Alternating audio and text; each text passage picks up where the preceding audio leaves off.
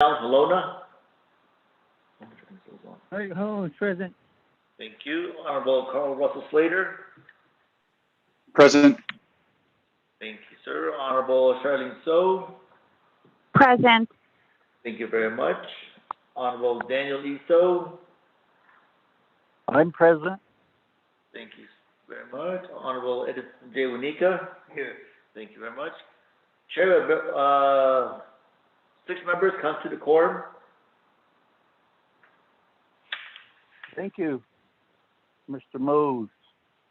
Okay, Otto, Cicado, Shadanash, and I, members of the HES committee, appreciate the full committee call-in.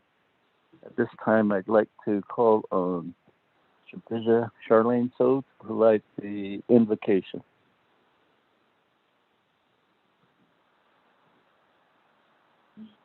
Oh, yeah, Benishant, the Nathan Sanofagi, thank you for being on the call with us. Good morning to our staff. Thank you for your dedication and serving the Navajo Nation and what you guys do.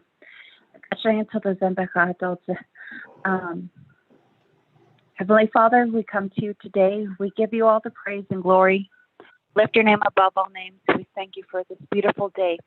We thank you for the moisture that we are receiving.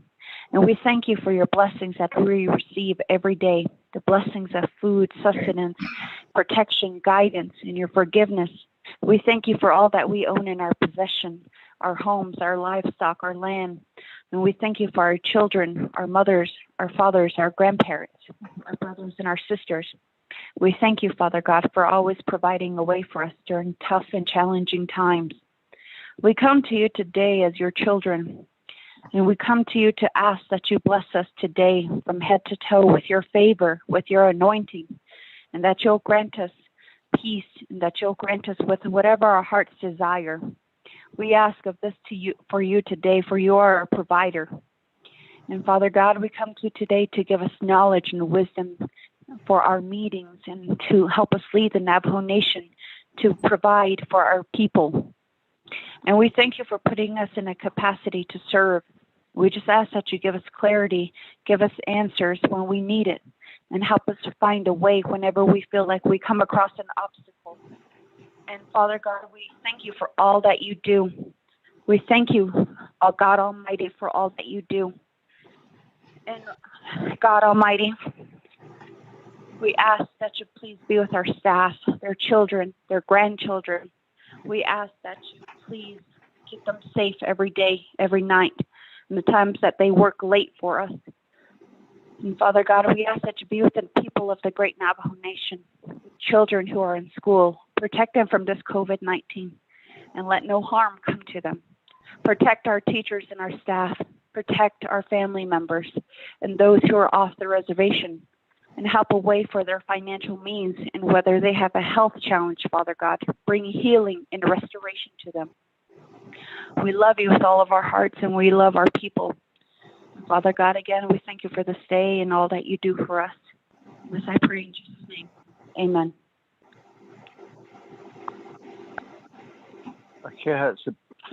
Thank you for that wonderful prayer and for the inclusiveness of asking for guidance, protection, and for the hope that we all wake up with each morning. Thank you.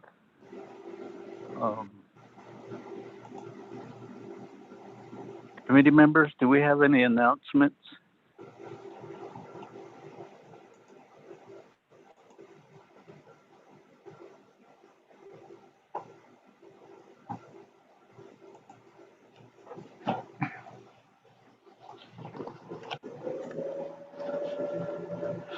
Chair, this is Delegate So. Oh, Shabiz, you have the floor. Thank you, Shiash. This coming Saturday, we do have a women's march that's going to be starting in Bluff, Utah, and I will be sure to post that on my social media page. And it'll be great if we can get the support of our community members And if you can, Shanant, if you guys can join us, that would be great. And of course, this is just a call for justice and seeking answers and for the missing and murdered Indigenous women. And we do have another group from my community at Twissakan that are walking from Twissakan to Moab, Utah, and remembrance and in celebration and for our sister Ella Mae Begay, who went missing 3 months ago. And yesterday was her birthday. So the family and the community members have gathered to honor her. If you guys can extend your prayers to keep them safe and prayers to help us get answers and to find Ella Mae Begay. And again, thank you, Shanant. Thank you, Chair. That's my only announcement.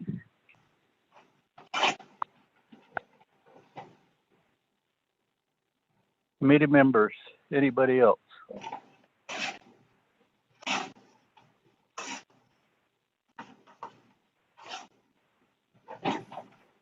Mr. Chair, this is Angie Benally. Yes, Ms. Benali.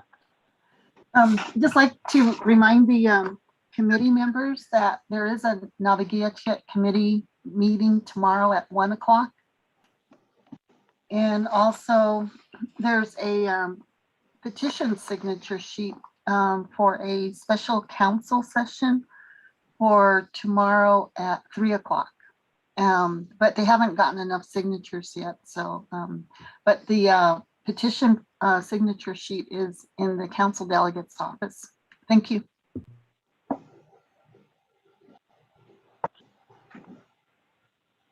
Committee members, from the chair, I have an announcement that the New Mexico Districting Committee that was established by the New Mexico State Legislature and in Crown Point at NTU starting at 3 o'clock. And from the Speaker's office, Chair Hino and myself are on the New Mexico Districting Council representing the New Mexico portion. So at about 1 o'clock, I'm going to have to get on the road from where I'm at to be able to get to Crown Point by 3. So as best as we can, and perhaps request the committee to address the legislations first before the report. That would be an ask.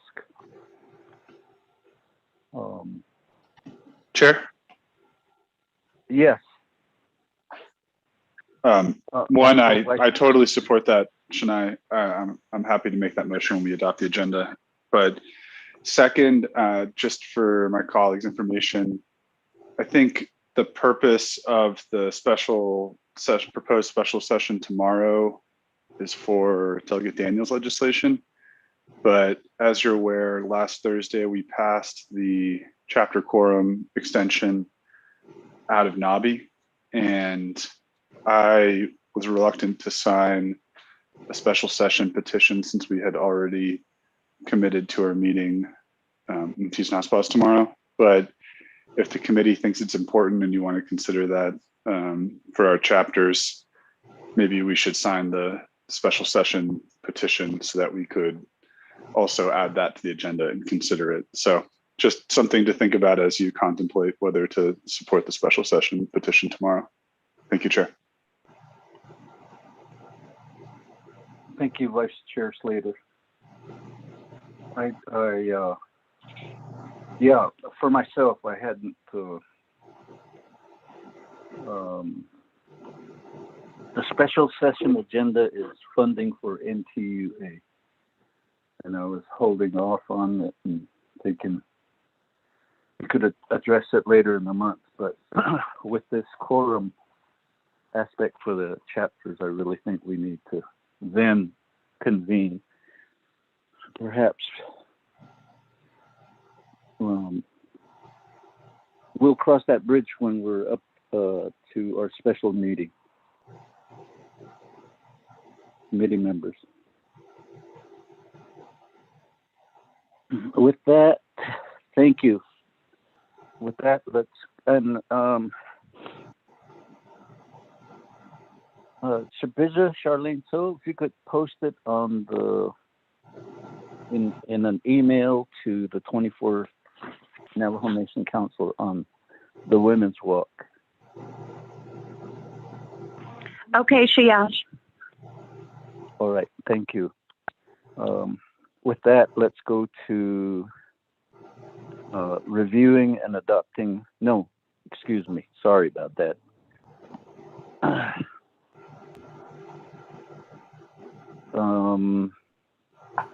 Recognizing guests and visiting officials. For all the folks on the line that will have an ability to participate in the meeting, please identify yourself.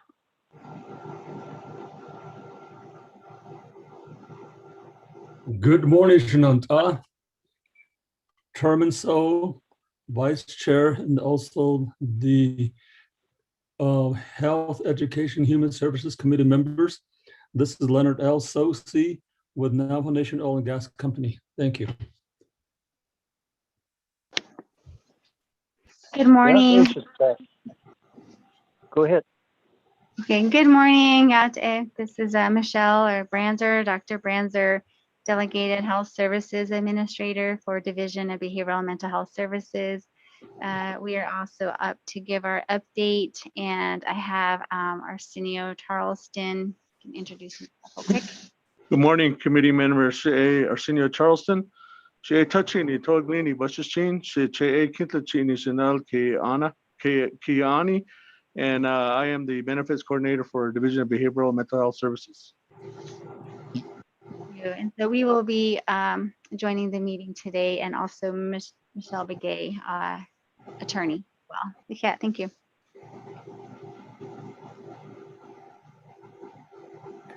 Good morning. This is Michelle Begay from Department of Justice. Shay Twitchini Shlon Yaidene Twitchini Bashichin, Tohana Desha Chade or Kentlachini additional. That's even Shay Donovan P. and Shay, Nakan Shlon, the Naki Ani Bashichin. My decision not alternate coaching industrial. I am the acting program supervisor for the Navajo Nation Library. Good morning, this is Paula Sinas. I'm here supporting Donovan Pete, Office of Special Ed Rehab Services.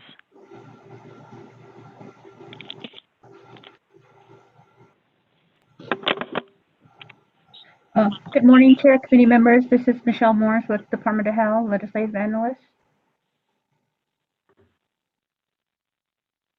Yes, this is James McClure with Navajo Nation Oil and Gas.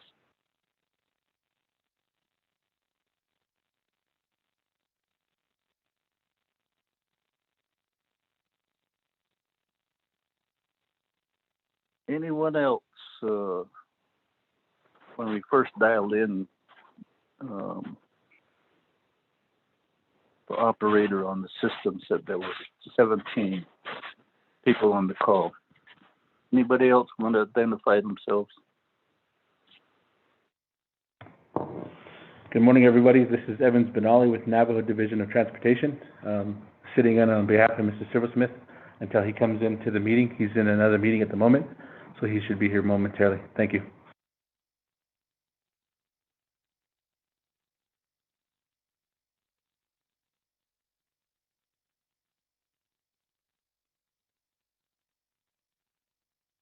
Okay, thank you. To all on our call, and we appreciate your attendance. With that, we go to item number 3, reviewing and adopting the agenda. Ms. Benali? Yes, Mr. Chair, good morning, everybody. You have your proposed agenda, the Health, Education, and Human Services Committee, 24th Annual Nation Council, regular meeting, September 29th, 2021. Presiding, the Honorable Daniel Eso as chairperson and Honorable Carl R. Slater as vice chairperson. The place is via telecommunications, Winter Rock, Navajo Nation. 1, call meeting to order, roll call, invocation, announcements. 2, recognize guests and visiting officials. 3, review and adopt the agenda. 4, review and adopt the journals, none. 5, receiving reports. A is an update report. Excuse me, provider participation agreement between the Navajo Division of Behavioral Mental Health Services in the state of New Mexico. Also, the Arizona Healthcare Cost Containment System. B is a report regarding helium exploration and development, referencing 3 operating agreements, and that's by Navajo Oil and Gas. 6, old business, none. 7, new business. A is legislation number 0195-21. B, legislation number 0201-21. C is legislation number 0202-21. 8 is close of meeting, announcements, and adjournment. Mr. Chair. Thank you, Ms. Benali. Committee members, proposed action is before you.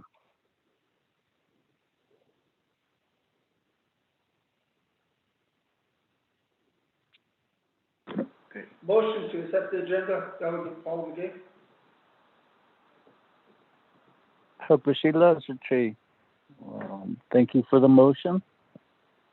Your motion is recognized. Second, Wanika. Second by Honorable Edison Wanika. Committee members?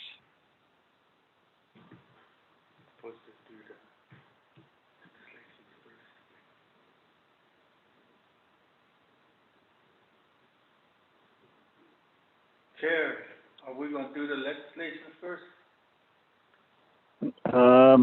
If we could, that would really help me as far as kind of like double dutying today. Main motion. Chair, part of the motion, I would like to move the legislations up to be considered first on the agenda. That will be my motion. Okay. I'll be there. The motion is modified to allow new business 7 to be after it'll be what 5, and then the reports will move down to be 7. Am I correct, Ms. Benali? Yes, I have your With this amendment. motion? Yes. Okay. Committee members with the amended motions and this, any more discussion? Do we have Madam Chair Charles Newton on the call? She has a legislation that's on the agenda. If she isn't, we're going to have to, again, bypass that legislation. Okay. Mr. Chair, she did accept, she did accept the Zoom invite. So she is aware of and I did send her an email as well. Thank you. Okay. All right, committee members, let's just proceed. Mr. Mose, roll call vote, please. Yes, sir. Good morning, everyone. Honorable Paul Begay Jr. Paul Begay votes green. Honorable Paul Begay Jr. votes green. Honorable Pernell Halona. Oh, vote green. Honorable Pernell Halona votes green. Honorable Carl Russell Slater. Green. Honorable Carl Russell Slater votes green. Honorable Charlene So. Honorable Charlene So. Honorable Edison J. Wanika. Green. Honorable Edison J. Wanika votes green. Honorable Charlene So. Chair, you have a vote of 4 in favor, 0 opposed. Thank you, Mr. Mose. 4 in favor, 0 opposed, the chair not voting. With that amendment, let's go to the first legislation.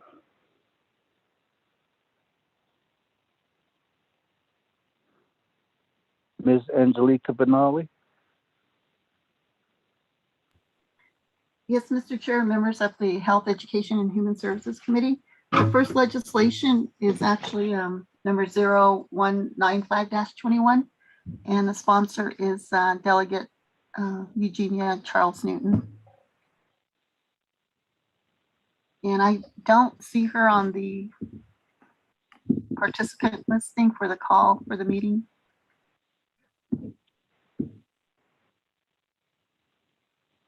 Okay. And the requirement is that the sponsor be present for the discussion. Yes, and I believe that Mr. Tommy Sosi from the Speaker's Office is trying to get a hold of Delegate Charles Newton.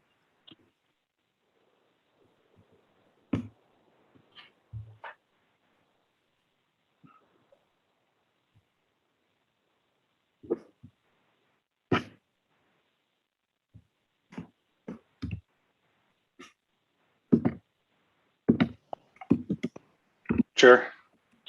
Yo. Go ahead. Thank you, Shania. I feel like our custom is that we make 2 or 3 calls, and if they don't respond, then we continue onward. And since you have time constraints, it's already 10:30. I feel like we should keep moving, since both my legislation and your legislation could potentially occupy a good chunk of time, and the presenters probably were anticipating to present in the morning too. Okay, thank you. The sponsor not being present. So let's go to the next item, the next legislation. Ms. Benali, read it into the record. Or read the title into the record. I'm sorry. Yes, Mr. Chair. You have your proposed Navajo Nation Council resolution.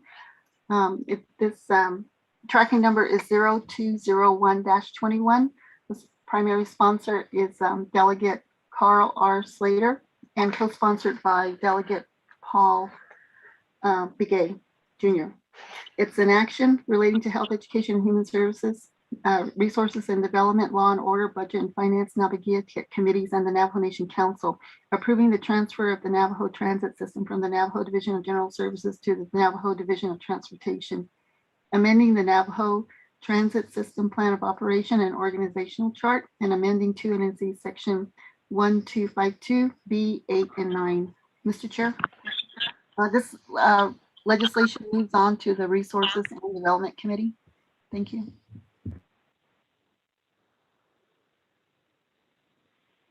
Thank you, Ms. Benali. Committee members, how do you proceed on this legislation? Motion, Monica. Second, that was good. Oh, yeah, no. She cast it. Honorable Edison Winika and Honorable Paul Begay. Out from the end of the look, she can't be neither. Thank you. So with that,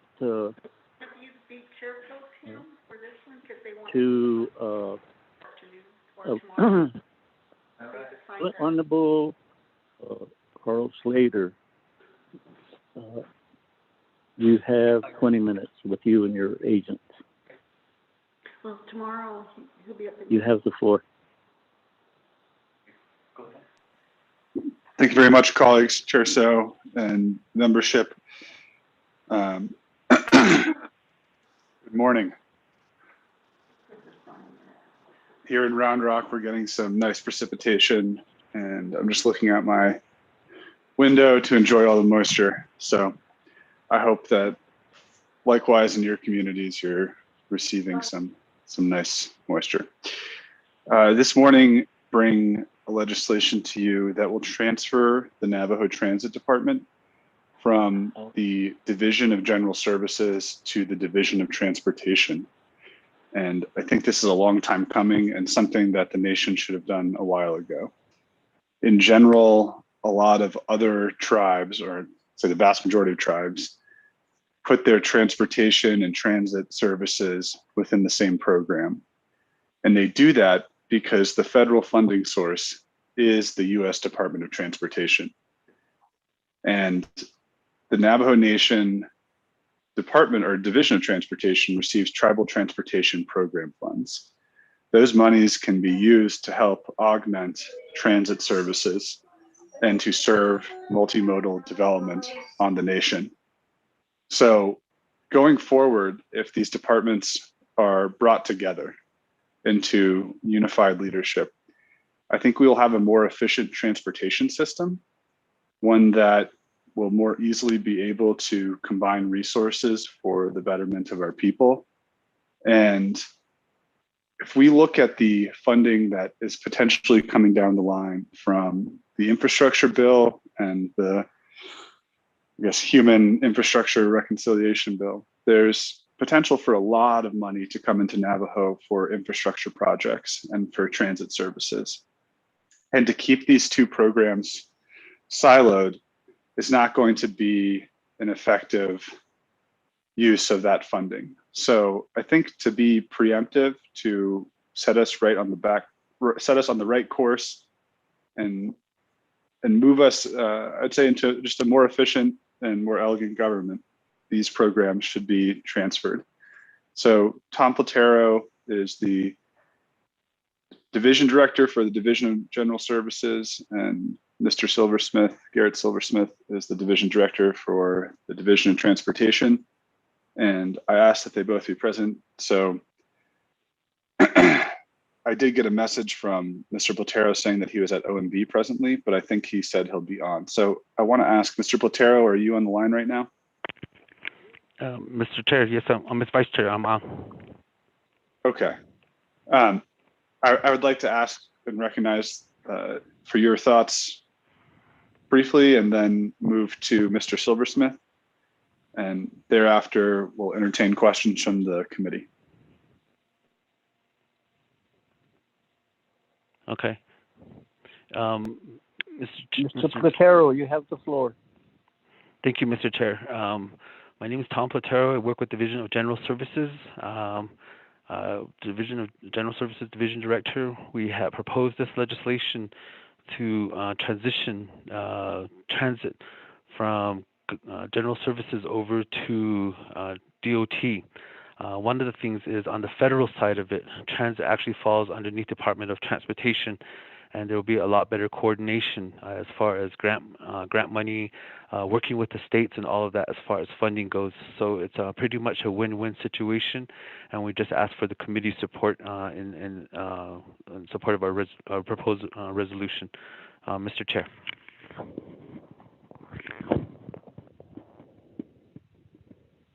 Thank you. In a real basic question, so once enacted by the council, the personnel will also just switch over. Am I correct, Mr.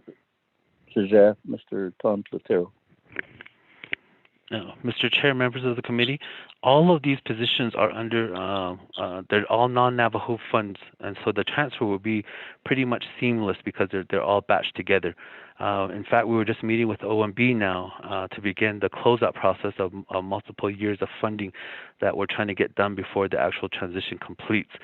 They do have a pretty hefty budget. A lot of it's been unexpended up to this point, but we will be working with the transition to make sure that is completed, close out as much of it as we can. And we do also have coordinated with Director Silversmith to transition, to facilitate the hiring of a transit manager.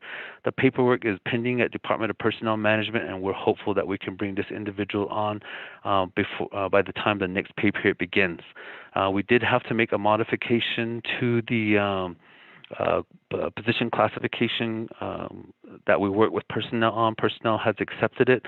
Basically, it added on a small section underneath the experience where it said experience in transit, and then we put a slash and transportation in there. So transportation and transit are also going to be pretty much interchangeable under the classification for the transit manager. Once that change is implemented and uploaded, the individual that is recommended by Director Silversmith will be pretty much complete, and that individual will qualify, and we will begin that person. I did meet with Mr. Silversmith, and we will start that individual even before the transition is made, and that individual will report to both myself and Mr. Silversmith in anticipation of this transfer being completed. Mr. Chair. Thank you.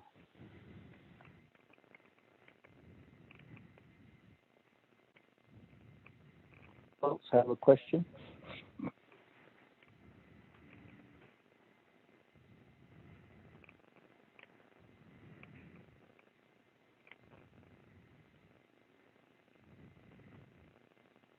Mr. Silversmith, are you on the call?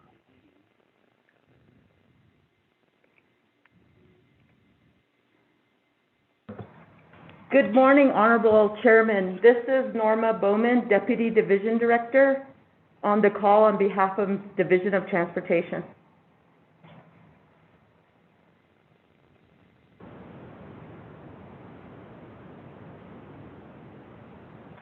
Ms. Bowman,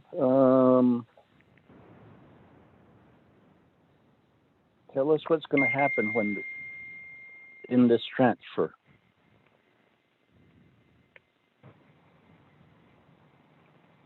Honorable Chairman So and members of the Health and Human Services Committee.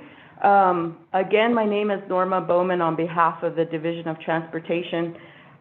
We are in the process of conducting our own changes in our plan of operation to accept the Navajo transit system.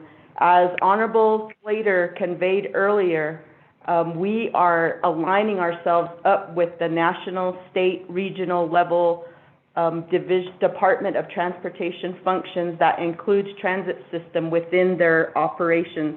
We believe that this, again, is something that has been looked upon for years now and is now becoming a reality.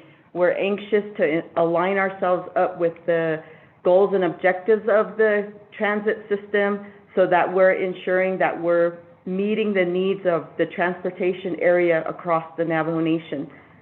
And so we would like to continue to work hand in hand with the current employees of the transit system and make sure that we're continuing our day-to-day operation so that we're providing quality customer service as far as the transit system is concerned throughout the Navajo Nation, sir.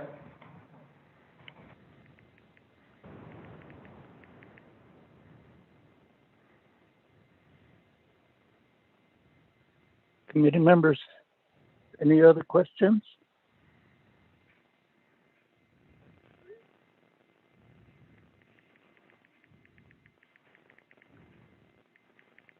Chair Colonna. Honorable Colonna, Thank you, Chair. do you want the transit system to stop at Toahatchee? Well, they do. Maybe 2 more stops during the day. No Okay. I just had a question. My question for the transit system is that we've been having trouble with keeping that program rolling. And that way I understand it is that the reason why is because they pay too low. The pay is not sufficient as far as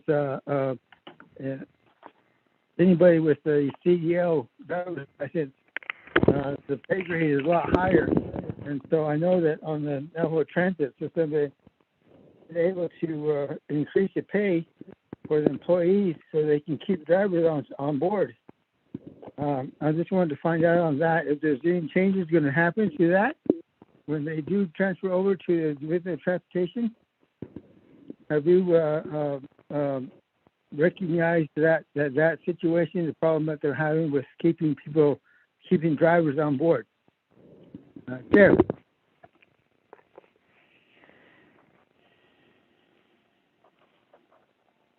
Yeah, it's just not us. Good point.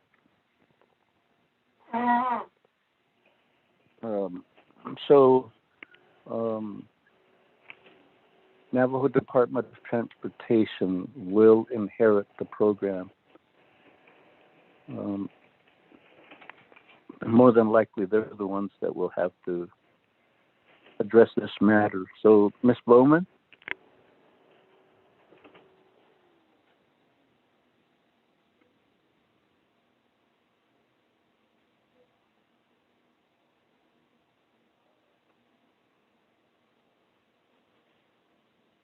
Ms. Bowman? Me? Chair, if she dropped off, could I respond? We're good. Oh, Cecilia, go ahead. No, you can talk. Hello? Yeah. Oh, okay. Ms. Bowman, we can hear you if you'd like to take this. Okay. Honorable Chair, definitely one of the areas of concern for us is the classification scale for heavy equipment operators under Division of Transportation.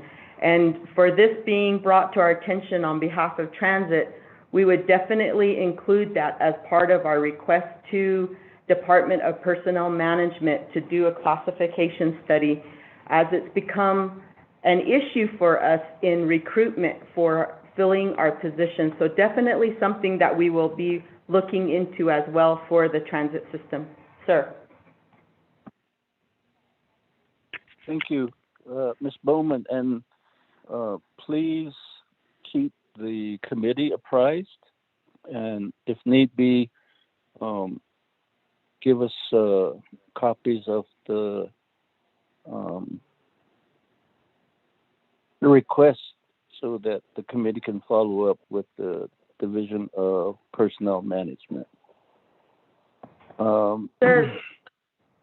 Go ahead. Can you hear me? Sir?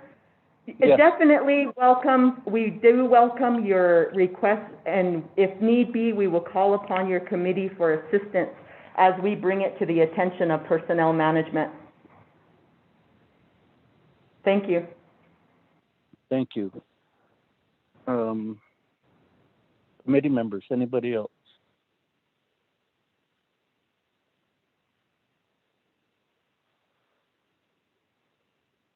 Chair, one more question, Helena. Yes, follow up. Go ahead, Honorable Helena. Yeah, are you going to maintain the same amount of buses and transportation that throughout the Navajo Nation as the previous department has? Or also, are you planning on adding on any more locations?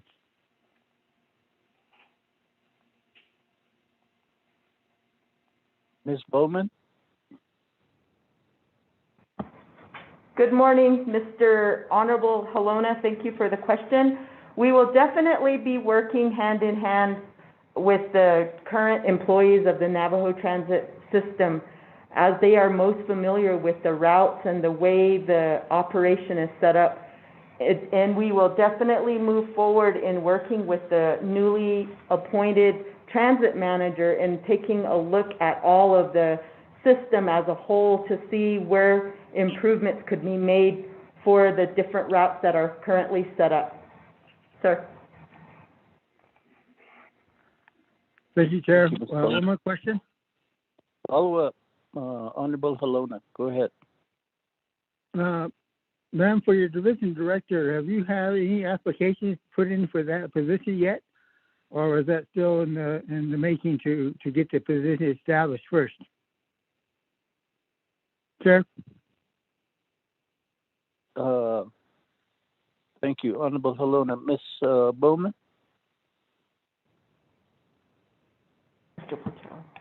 As Mr. Platero alluded to earlier, we do have some applicants currently that we are working with. Mr. Platero was working on some classification questions that needed to be answered on the position itself through personnel management, and so we do have some applicants for that position.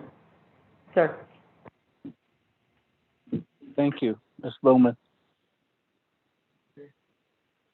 Committee members, remember, all of this starts when the council approves this action. So right now it's all in basically a fluid action right now.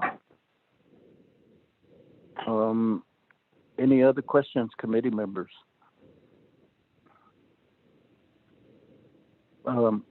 As chair, I have one question.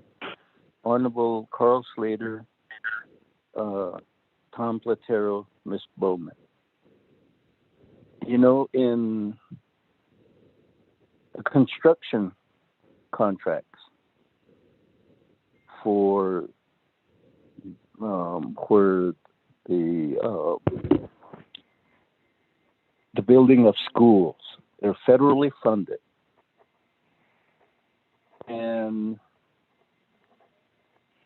there's an imposition that federal weights and scales are imposed on the contractors.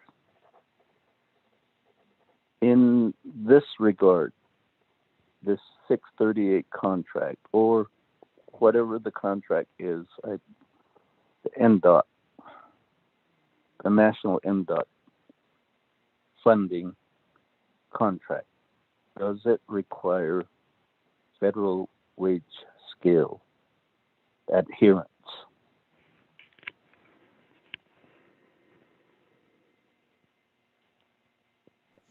Shania, Chair. Oh, Cecilia. Thank you. I think at both the DOT and in the transit program, they defer to the tribal wages. So that's where things stand right now. And I think it's a principle of the types of self-governance or other agreements between the feds and the nation to respect our pay scale and our sovereignty. But something to consider, I think, in the future might be turning this combined entity into more of an enterprise so that they can do the grants management and processing internally, and then also the hiring internally to be more responsive to the needs of, I would say, the employees and recruiting the most qualified employees. So something to consider. And in the future, there could be a self-governance contract that would just be essentially one contract between the Navajo Nation and the U.S. Department of Transportation. And that would, instead of having all these different agreements, you could combine all of our U.S. DOT functions under that one contract. So it'd be a lot simpler for reporting. And then, on the self-governance side, there's just more latitude to the tribe to deliver the program. Thank you. Thank you.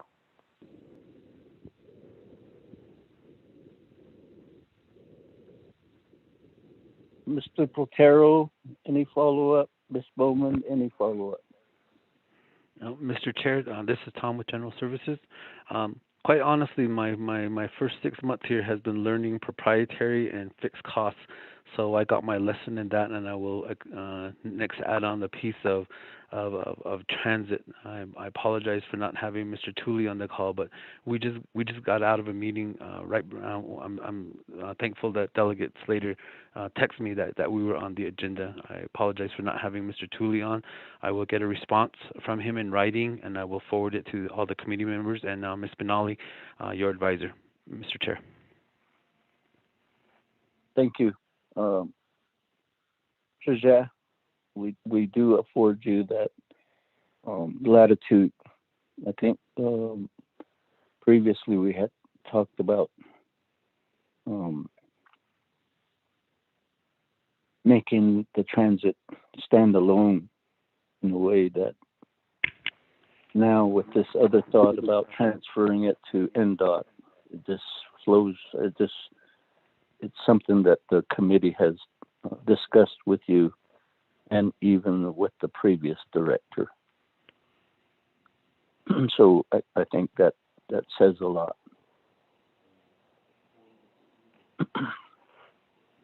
And thank you, Cecilia, Honorable Slater, for making that discussion fruitful with this legislation. Committee members, any other discussion?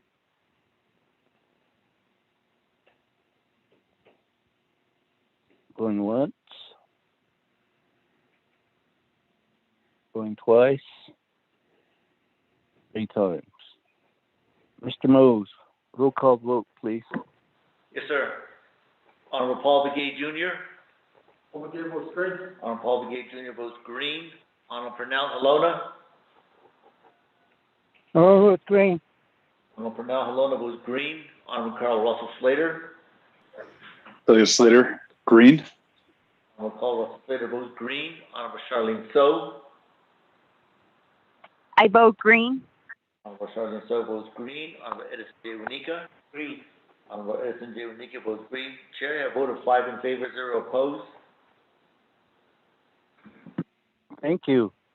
Committee members, we look forward to this movement. With that, committee members, we move to the next legislative item. Ms. Benali, 5B, the new 5B. Yes, Mr. Chair. That's legislation 0202-21. You have your proposed standing committee resolution, 24th Navajo Nation Council, 3rd year 2021, introduced by Delegate Daniel E. So and co-sponsored by Delegate Paul Begay. Tracking number is 0202-21, in action relating to the Health, Education, and Human Services Committee approving the amended plan of operation for the Department of Dene Education, Navajo Nation Library. The legislation ends up in a resolution with the Health, Education, and Human Services Committee. And this legislation has previously been read into record electronically, along with exhibits A, B, and C. Mr. Chair. At this point, I'll defer to Honorable Vice Chair Slater to preside over this action. Cecilia, Vice Chair Carl Slater. Thank you, Chair. Committee members, the legislation's been read into record. The Chair will entertain a motion and a second. Motion, Wanika. I'll second Delegate So. Chair recognizes a motion from Delegate Wanika and a second from Delegate So. Committee members, are there questions or do you desire a presentation from the Chair? Vote. Okay, Chair. You have 2 minutes. No, I'm just kidding. Please take as long as you'd like. Please take as long as you would like. Basically, this proposed action is the growing of the system, the intent and purposes, and I'm pleased that we do have a young man that has stepped up to the plate to be the new director, and he's getting good guidance from Ms. Paula Sinez, who had been administratively assigned during the interim to manage the library. So with that short intro, Mr. Donovan Pete, you have the floor. Thank you. Thank you, Honorable So. Thank you for your kind words. So the legislation we have before you is amendments to the Navajo Nation Library Plan of Operation. The Plan of Operation has not been updated in a number of years. Together with Jody and the Navajo Nation Library, we took the time to go ahead and look through the previous Plan of Operation, and we went through and started adding elements that provide a more futuristic view of community library. As many of you are aware, the library isn't just a place for books. Community library should be a concept of physical place and inviting and approachable on all sides and full of information, or people who know, or staffed with people who know where to find information and to find these inquiries that people do have. So to better reflect what we want to do here at the Navajo Nation Library, or I should say the Office of Navajo Nation Library, we want to be called the Navajo Nation Library to better promote library services within the communities and Navajo Nation altogether.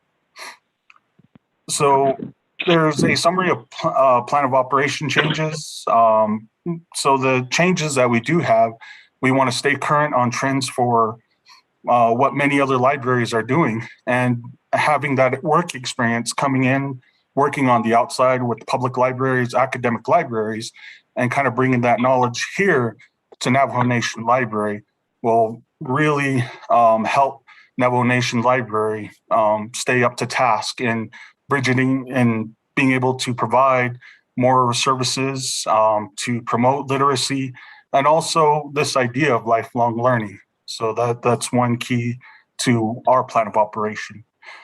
We work to implement digital libraries at the chapters and Head Start. And with that, we want to revise strategic plans and policies, and also collaborate with community partners for electronic academic and research catalog access. Those are kind of some highlights of the changes that we see for the plan of operation. So this is kind of a vision for what we really want to see down the line, and where we really want individuals to use the library as much as they can. So this is how we see a community library, especially one for the Navajo Nation.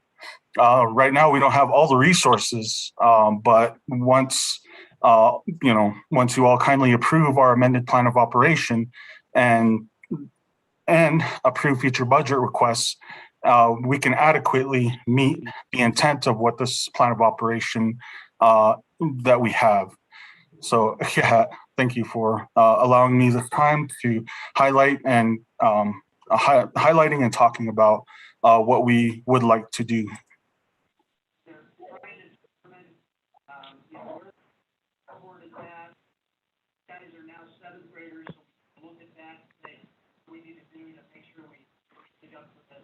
Back to you, Presiding Chair, Honorable Vice Chair.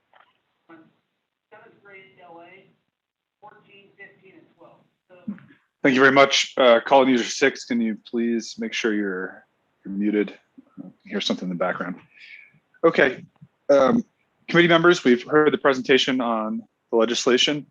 The chair is open to questions or comments.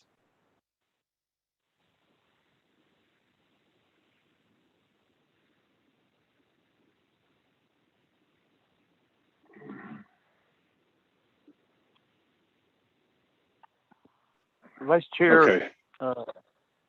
If I may, I'd like to allow Ms. Sinez to address the committee on the work also. Yes. Ms. Sinez, you're recognized. Vice Chair, members of the committee. I think that the plan of operation, we looked into all of the elements of what a community library should entail. And I think that Donovan really summarized that this is really a vision for what a community library should be and can be.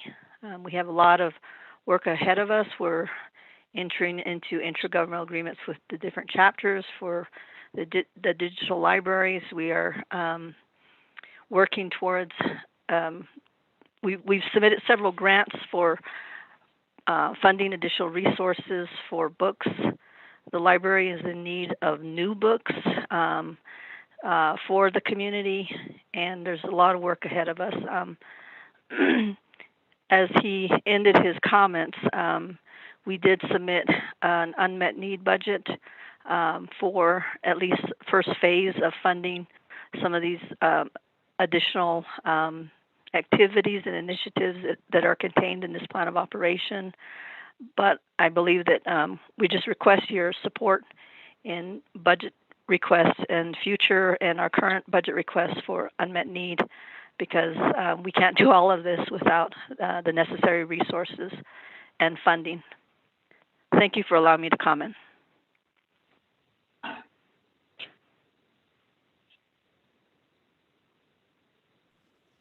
Thank you very much, committee members. The floor is open.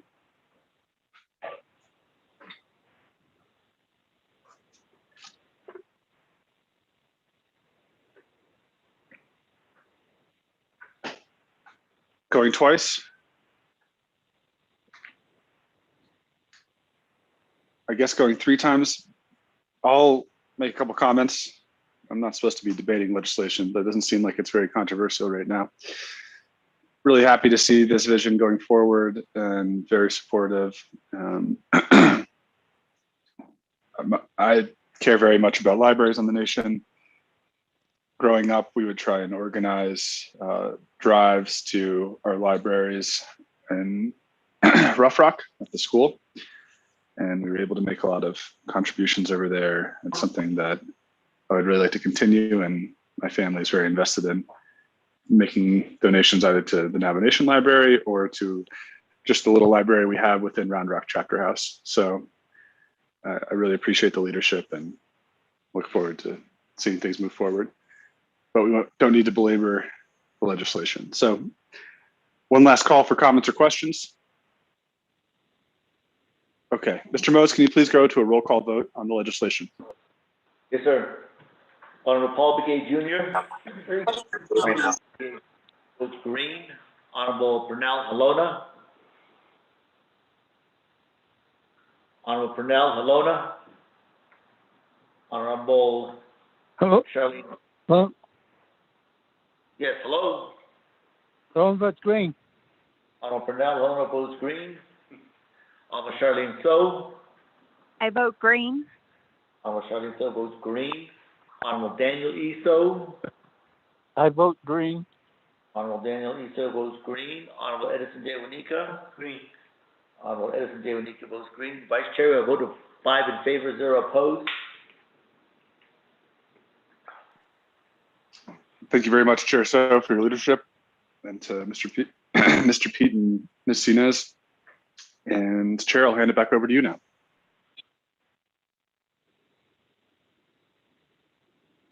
Thank you, Honorable Vice Chair.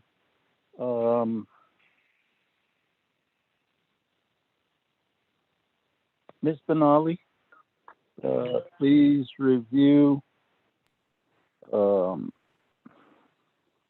with the committee the next item. We go back to old business, there being none, then to reports. Yes, Mr. Chair, the next item is under reports. A is an updated report. The provider participation agreement between Navajo Division of Behavioral Mental Health Services in the state of New Mexico, and also the Arizona Healthcare Cost Containment System. And the presenters are Dr. Michelle Branser, also Arsenio Charleston, and Michelle Begay of DOJ.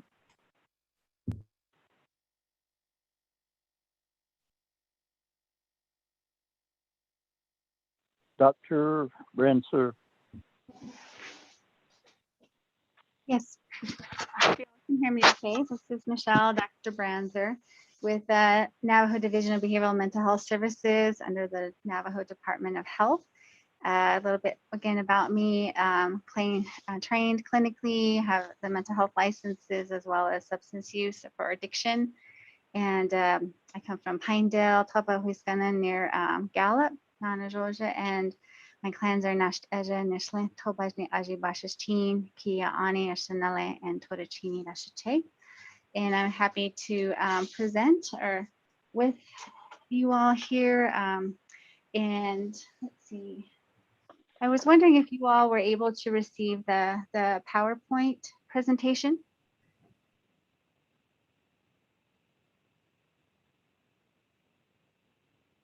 Committee members, have you received the presentation? I did, for myself, I did receive the PowerPoint. Great. Chair, that's the behavioral health PowerPoint? Yes. Ms. Benali sent it at 7:17 a.m. I received it. I have it here. Thank you.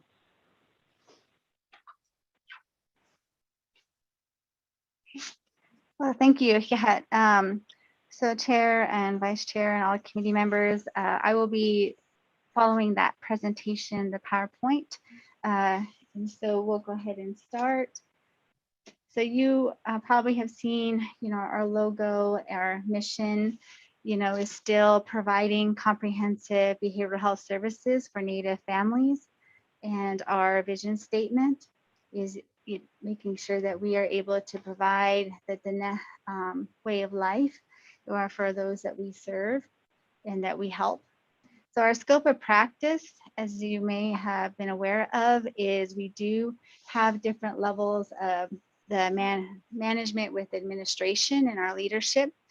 As stated, I am the Delegated Health Services Administrator, soon to be Health Services Administrator.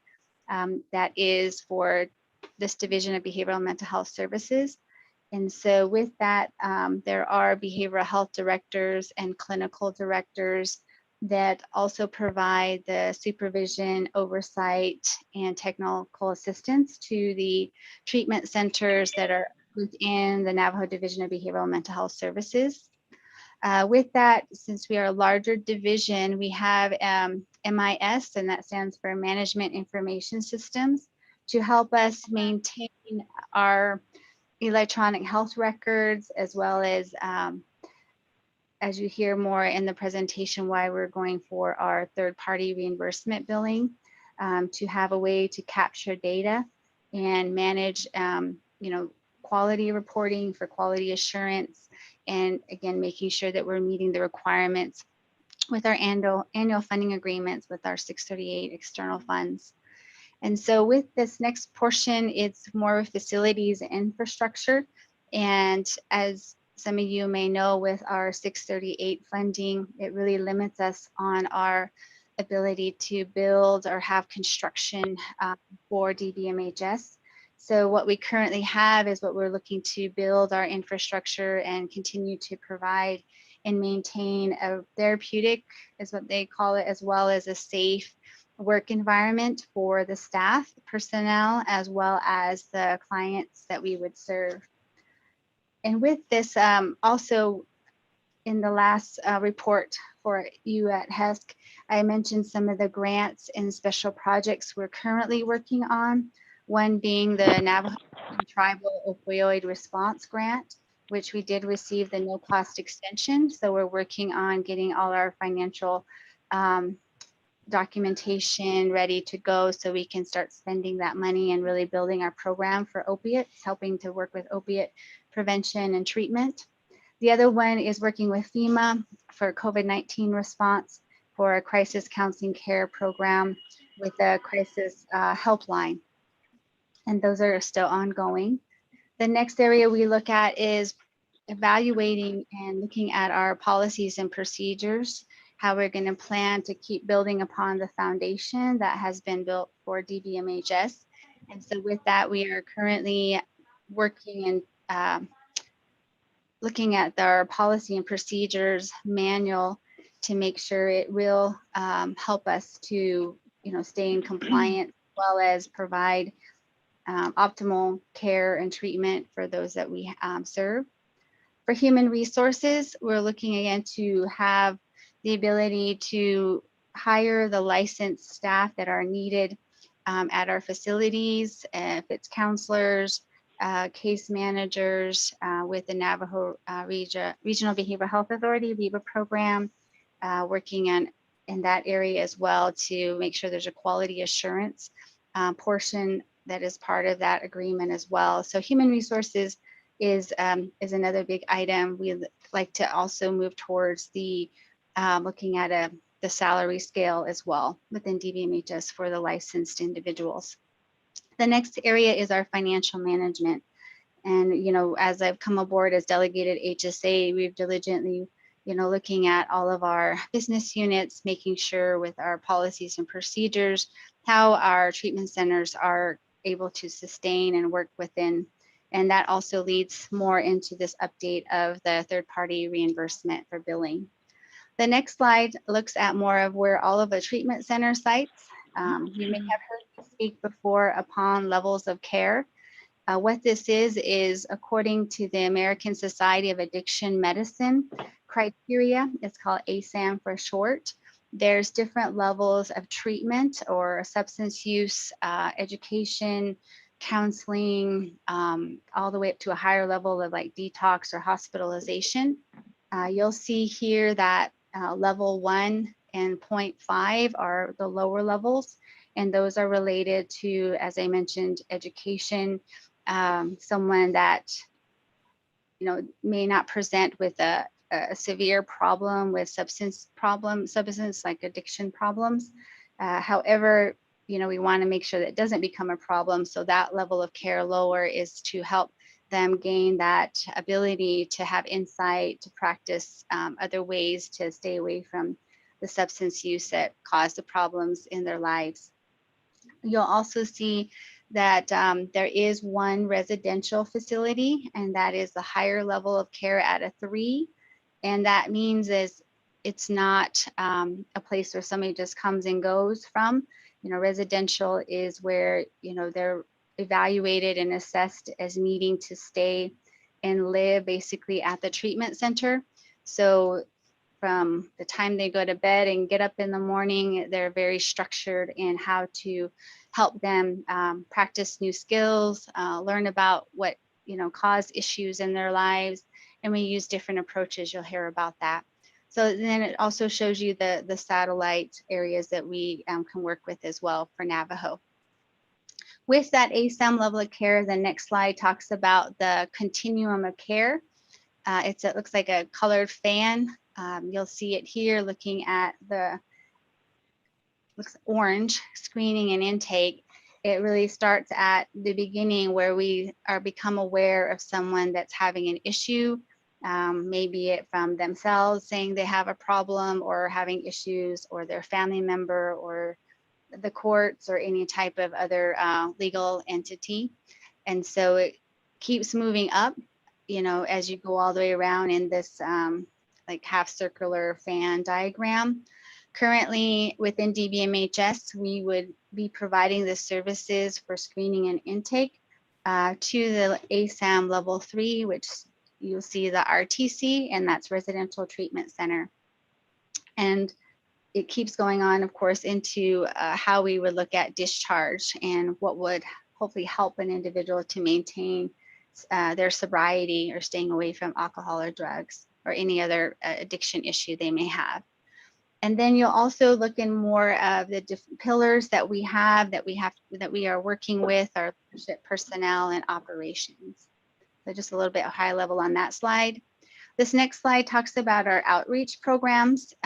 These are the ones you may have seen on Facebook Live, different type of presentations regarding substance use, suicide, depression or anxiety. Those are more mental health symptoms, but the issue is it's so intertwined with substance use, you know, when somebody is having those issues. But outreach is really to help promote, as you can see, healthy ways of living, lifestyles, looking at the curriculums that are provided. And of course, before COVID, our prevention specialists would be going to chapter houses, to schools, to community events and things to really help and outreach in these different curriculum areas. You'll see like the Navajo wellness model, and the Duluth model is more of a domestic violence, staying away from violence type of model. And you'll see the other trainings and the community outreach, as I mentioned, where that would be too. Okay, the next slide, we're looking at how our traditional and faith-based components play a very important piece to treatment services. Again, it starts, as you remember, that colored fan, intakes, assessments. If a person is stating they're really wanting traditional approach to healing, to stay away from alcohol or drugs, or even if it's a combination of faith-based, which would be more Christian or other spiritual-based type teachings and ways of living healthy living. So we have traditional practitioners that are available at majority of our treatment center sites. However, we only had one pastoral or type counselor, and what we are looking to see how we can bring more on, because the gentleman will be retiring here at, pretty much today or tomorrow. And you can read more on how the ceremony that we would with the practitioners, provide as needed for individuals that are requesting those type of services. This next slide talks about our program. We have an intergovernmental agreement with the state of Arizona. And so that is what you heard mentioned, and we'll go more into that. But really what that stands is for Arizona Medicaid, Arizona Health Cost Containment, it's a long acronym basically. And what that does is it allows with this governmental IGA or intergovernmental agreement for Navajo Nation to have care coordination with the Medicaid system of those enrolled. They have to have a number 14 enrollment, which shows they're enrolled with the Navajo REBA. And you can read here, it really is not providing any clinical service. It's just making sure that we are connecting those enrolled members, that if it's their assessment says they need outpatient or residential treatment or mental health services, then these case managers would assist in making sure that those connections are made. And in that part of the program here with REBA, there is a traditional practitioner that is able to provide traditional services as well. Our next slide is going to be highlighted a lot more with the third-party billing or reimbursements. This is related to our clinical services. So as myself, using me for example, I'm a licensed independent clinical staff, meaning I have license in the state of New Mexico currently with mental health and substance use disorder. And so what that means is that I'm able to provide the services, number one, on an individual or group or crisis setting. However, that means if you're going to do billing, a clinician like myself would need to have the enrollment within the state Medicaid program in order for that program to bill for our services. So again, that's just a little snapshot of what a licensed independent clinical staff person is providing for us here at our treatment centers.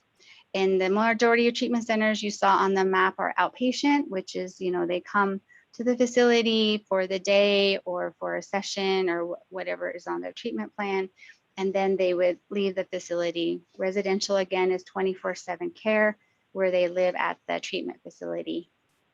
And you can see the different ways that we look at how we have to evaluate with screening and assessment tools. Are we helping this person, or if maybe they're not, meaning the individual is not wanting to participate, we have to go back and assess and see, is there another way we can work with this individual? So that all is included in the treatment planning. And again, with that, these other therapies that are done, I haven't mentioned family therapy. We do have some family therapists, and those are also independent licensed individuals that we can bill for as well. Adventure-based counseling, you may have seen some of this before, participated And in IHS, they have the ropes course, and you may have seen that at some of their facilities. And so with that, that means adventure-based, looking at ways to help a person make a connection on their life situation so that they can find a new way of thinking, basically. We want to make sure we follow up and that where case managers are involved, even obviously after care, because some of our individual we work with, they definitely have enjoyed our services and want to find and maintain their recovery. So that aftercare is very important. And if it's okay, Chair and Vice Chair, I'm going to go ahead and defer to Arsenio Charleston for a couple of the slides now. Okay, thank you, Chairman So and members of the HES committee. Allow me to speak before you. Again, my name is Arsenio Charleston. I am the benefits coordinator for the program. So with the Division of Behavioral and Mental Health Services, that we have a IHS Tribal 638 agreement that's in place. And so under the agreement is that we're able to submit claims to both Medicaid and Medicare, and we're able to bill for services that are rendered within the program. And these are substance use diagnosis and also some co-occurring mental health diagnosis as well. So we bill at a all-inclusive rate, which is posted on the National Federal Registry at what they call an O&B rate. And currently that is 519 per encounter. And so what we do is we work with the states in getting these agreements, and CMS pays the states at 100% FMAT, meaning that what happens is the state would reimburse the programs, the Tribal 638 programs, and then the states would get reimbursed 100% of what they claim was given to the programs, and so they can turn around. So this would help us to expand and enhance our behavioral health services. So then we can look at specialized care, looking at more acute care. Then we also can negotiate with managed care organizations also within the states under this same agreement.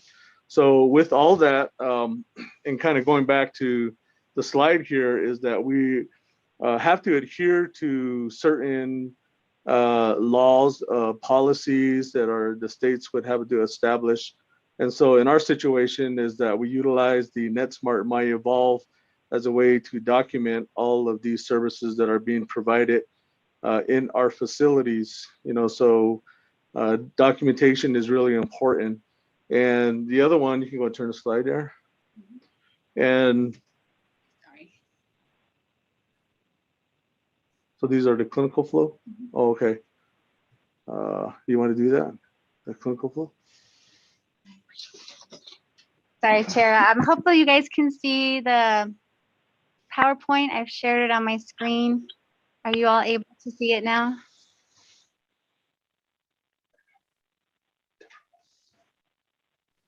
Okay, I'll go ahead. Okay, great. Thank you. Yes, we can view it. Thank you. Great. Yes, I'm sorry. I just got the message. So, so as Arsenio was mentioning, with our MyEvolve electronic health records, and hopefully you can see it to some degree, but it starts, as I stated in another slide prior, is how we get our referrals, and everything starts in the very front end, and how we can look at billable services. So of course, someone coming into the treatment center requesting, or somebody, advising them to come get some help, they would go through that intake and screening, and that kicks off right away for, we have a staff personnel, they're called reimbursement specialists. They, within the electronic health records, will document if this individual has Medicaid or whatever insurance that they may possibly have. And so that it starts off right in the beginning. And then we look at determining our eligibility. That's not necessarily meaning funding at this time, because with our 638 external funds that we get, as long as the individual has a CIB, the census number from whatever nation it may be, they are able to receive the services that we provide, as long as we have that documentation. What the determine eligibility means is we're trying to see if we're the best fit for them, meaning, or do they need to be in a residential facility at a higher level of care than the outpatient facility. So really looking at how we can start meeting that person's needs right off. You'll see that REBA is also involved, especially with the state of Arizona with access. And if we find that this person does need residential right away, the REBA case manager can assist with that. We do have a case staffing after we determine our eligibility and after screening and intake, so that we can begin that assessment process, which would lead to those different levels of care that I mentioned. And then, of course, as you keep looking at the flow here, it goes into aftercare, and then what we would like to do eventually is to work with peer support workers and create alumni groups, but that is typically after the discharge. Okay, and this next slide, I'll go ahead and defer back to Arsenio. All right, thank you, Dr. Branzer. So as Dr. Branzer was mentioning through the clinical flow, is that there are points that we would provide the claim submission. And one of the things that we are cognizant about is that at times we may see the funding, but we also have to identify that there's quality assurance and also medical necessity, and so it goes through all these billing rules, billing flow, electronic record systems. We do have certified, qualified staff, coders, billers that take a look at these before we submit the claims to the state. So I think we just wanted to demonstrate that, we are aware of these processes, and also these policies are currently in place.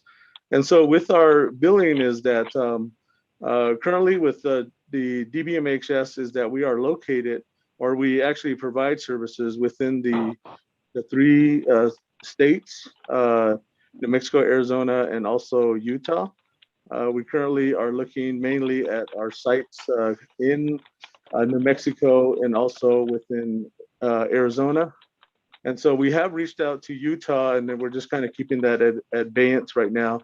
One of the things that we do is we take a look at our data as far as our user population, and then we identify kind of where our high population is at.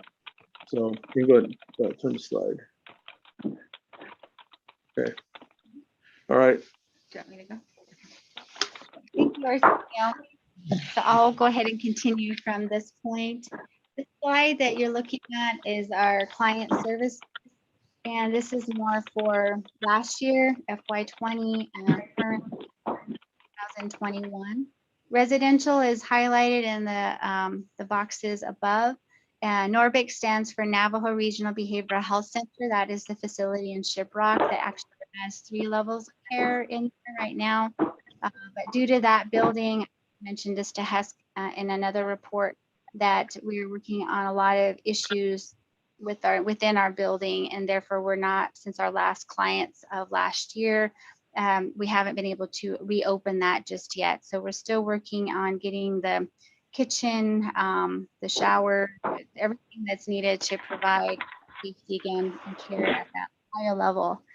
And so hopefully because of this next year is what I hope we could start opening that up. You'll see outpatient treatment services, again, by the year 2020 and 21. This next slide is doing the same, but it's just giving you, sometimes people are more visual, gives you more of the 20 is in the blue color and the red is in 2021. The same numbers, but just kind of giving you that influx of when COVID factor. Chin Lee is still, working with, people coming back to get services, or, just be on our end. How are we, making sure that the community knows and the referrals know that outpatient treatment centers is still open. And then, as you can see, even residential that, or NORBIC, the Navajo Regional Behavioral Health Authority, the two category towards the end, they are a larger facility, and they also have had a reduction in their numbers as well. So this next portion, I'm gonna highlight some things with Arsenio, if you'd like to chime in at some point as well. So as I mentioned right at the beginning of intake and screening, we look at the insurance. The person that worked on my teeth, that guy, you seem like you're scared. I'm sorry, there's somebody else talking. Looking at more of the Medicaid benefits of those clients, you saw the numbers that were projected in that previous slide. For majority of FY20, fiscal year 20, the New Mexico Medicaid, so that we're going to share more about that provider enrollment application, but that's the 13% in the red that you see. At this time when this report was ran, we really didn't have any Utah or Colorado type Medicaid insurances. The bigger portion you can see right here is in Arizona with the Arizona Healthcare Cost Containment System. And that is the larger portion that we would be looking to bill for services. With this start here, I'll go ahead and defer to Arsenio. So regarding our third-party reimbursements, we've been on a timeline where we had to go back and look at our national provider numbers. And there are two, there's a type 1 and type 2. Type 1 is the facility or the organization, and then type 2 is the provider. So we had to go back and basically we had a strategic plan that we were following. And so along this course, and just making sure that our front end, everything is linked right.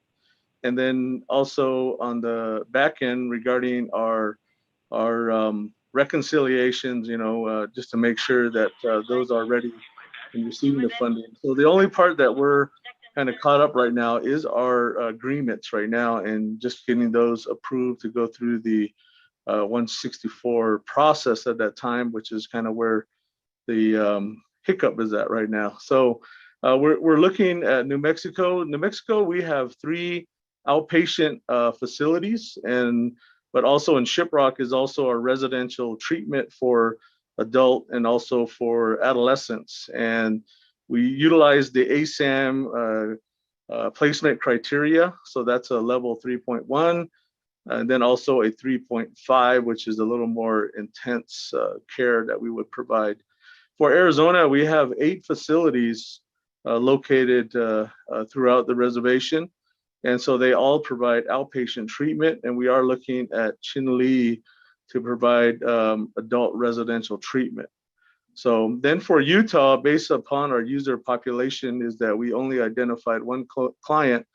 But I think with our Red Mesa outpatient treatment opening up, then that's probably going to allow for more participation or more clients coming in. And then we also had reached out to Colorado, because with our residential treatment, we also do gain clients who come over and engage in the treatment as well. And so we've also made contact with Colorado First Health. So. All right, thank you, Arsenio. So with all that information, and I know you'll look at the slides probably a little bit more on your own as well, and seeing the services that DBMHS provides and some of the data with clients served in our different treatment facilities, that our efforts have been to be able to bill for our clinical services. And also that could include case management, but again, that infrastructure is always being built within DBMHS, hence the the electronic health record system, what Arsenio was talking about, the timeline, the strategic plan. And so, let me turn my phone down.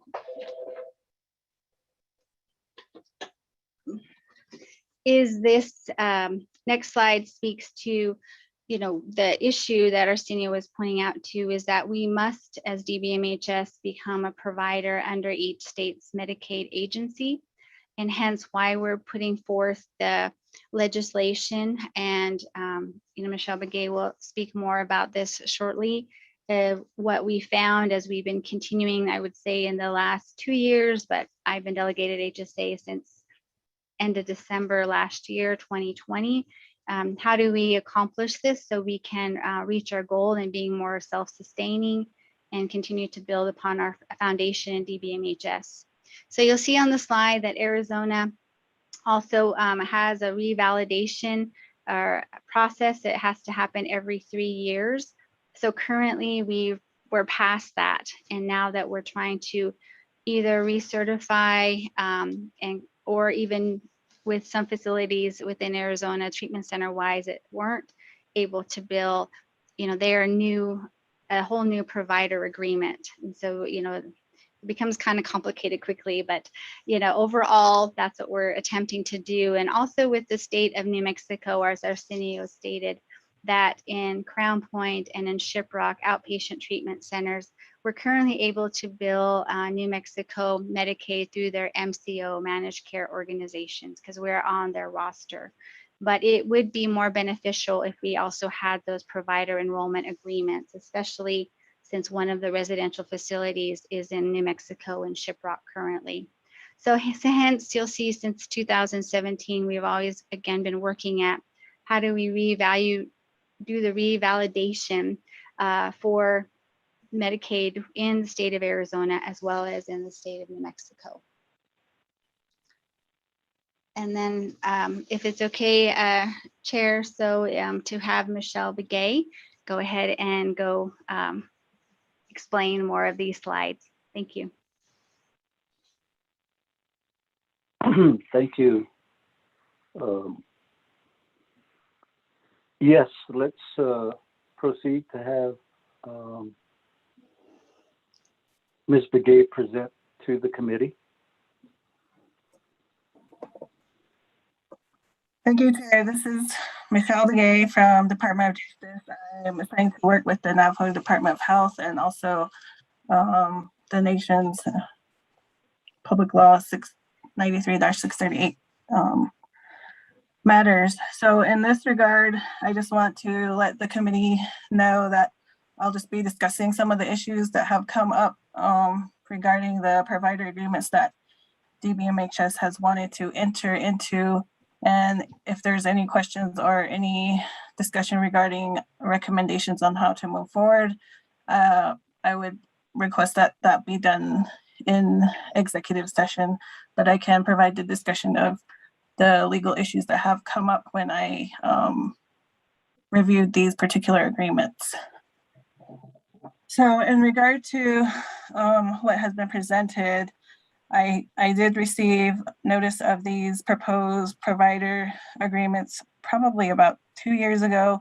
And when I did my initial review, I did find these particular provisions that the nation can't necessarily just agree to, which you'll see what they are. They're mostly provisions that require the nation as a provider to submit to state law and state administrative and judicial processes, which would constitute a waiver of the nation's sovereign immunity. Can you go back to the first slide? Oh, sorry. So in regard to the state of New Mexico, they have the Medical Assistance Division under the Human Services Department, I believe, their provider participation agreement. There is the section 1.16 regarding, let's see, which states that the provider would have to, let me see, in any claims under the provider's agreement, if there's any false or miscoded claims or fraudulent claims, then the provider would have to be subject to termination, criminal investigations and charges and other sanctions under the Human Services Department and Medical Assistance Division Program Policy Manual. So that would be submitting to the states whatever processes they have in place in regard to investigating those issues. Okay, next.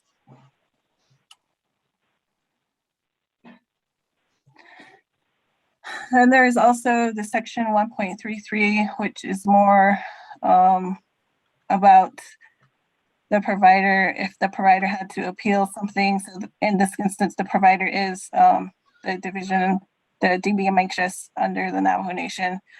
Any appeals would have to be done in accordance with their MAD, the MAD program policy manual. So there are processes for hearings, appeals, grievance processes, reconsideration, and all those things.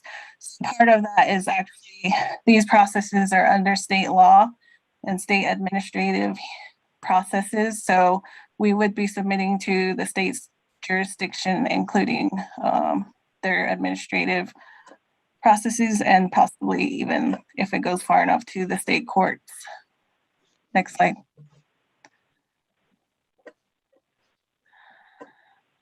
So after those first sections, there's also Article 16, which provides that the provider agreement will be governed by the laws of the state of New Mexico. And then it also provides that any legal proceedings from unresolved disputes under the agreement would be subject to the administrative and judicial review under their policy manuals and also state laws. So that's also requiring the nation to submit to state law and be subject to administrative and judicial processes under the state law. Next.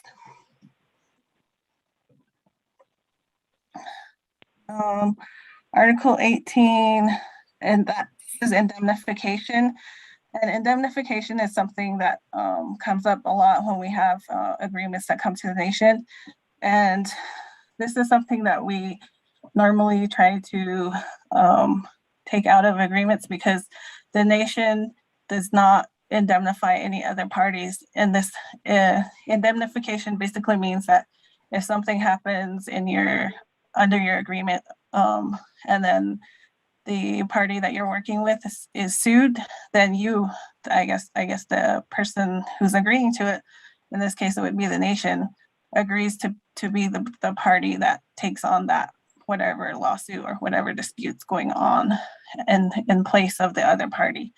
So the nation usually doesn't agree to any indemnification, and at this Article 18, it does have an indemnification provision here. And this also affects the nation's sovereign immunity as well. Next. So just to go back to the New Mexico provider agreement, once I provided this review and I let Dbmhs know the issues, we did attempt to contact the New Mexico Human Services Department, their Medical Assistance Division, to see if any of these provisions could be amended or just deleted, or just so that we could actually sign on to the agreement. However, that process took a while. I believe it was last year because of the start of the pandemic. A lot of people were working remotely. So when we tried to contact them, we weren't able to contact them quickly because of, I guess everyone was just figuring out how to communicate with other people when they weren't working within their offices. And this took quite a while. Eventually, I did get into contact with one of the legal counsel for that division, and he just kept telling me, well, they're working on it. I'll let you know when changes are made. And they said, we are trying to work on these things. Eventually, the state did make some minor revisions. However, those 4 areas that I just discussed with you, they were not changed. And the state basically said, well, in this instance, we need this protection because as a state, if something happens, we need to be able to resolve them under our system. So they weren't willing to change any of those areas that I pointed out. So moving next to the provider enrollment agreements for Arizona under access. This one has a little bit kind of the same issues, but then a couple of additional issues that have come up. So on section B7, this is just a general provision which states that the provider has to comply with all federal, state, and local laws regarding the performance under the agreement. So we did recommend that maybe just to add applicable, because some of those may not be applicable to the nation. However, Arizona did not want to make any changes to that. Next.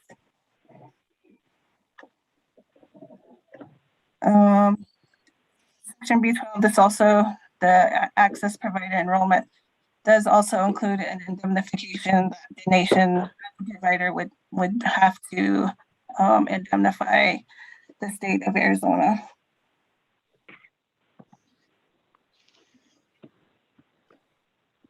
Next, please.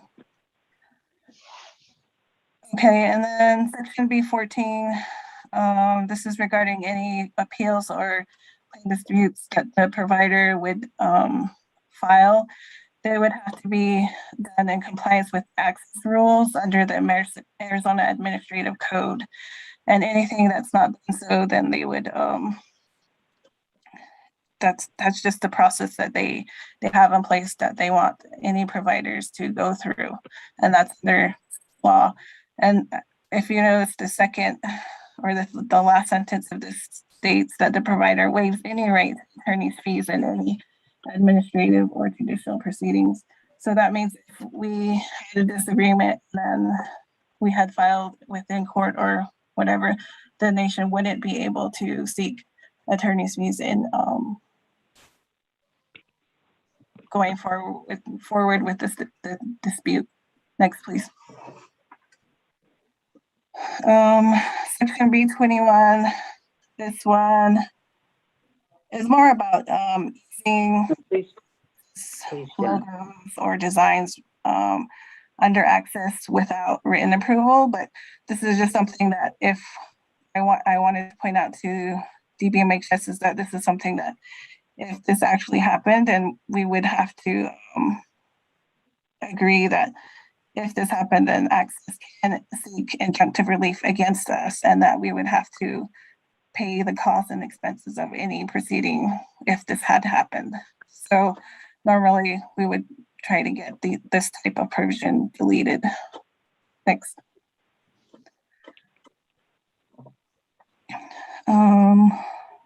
B30.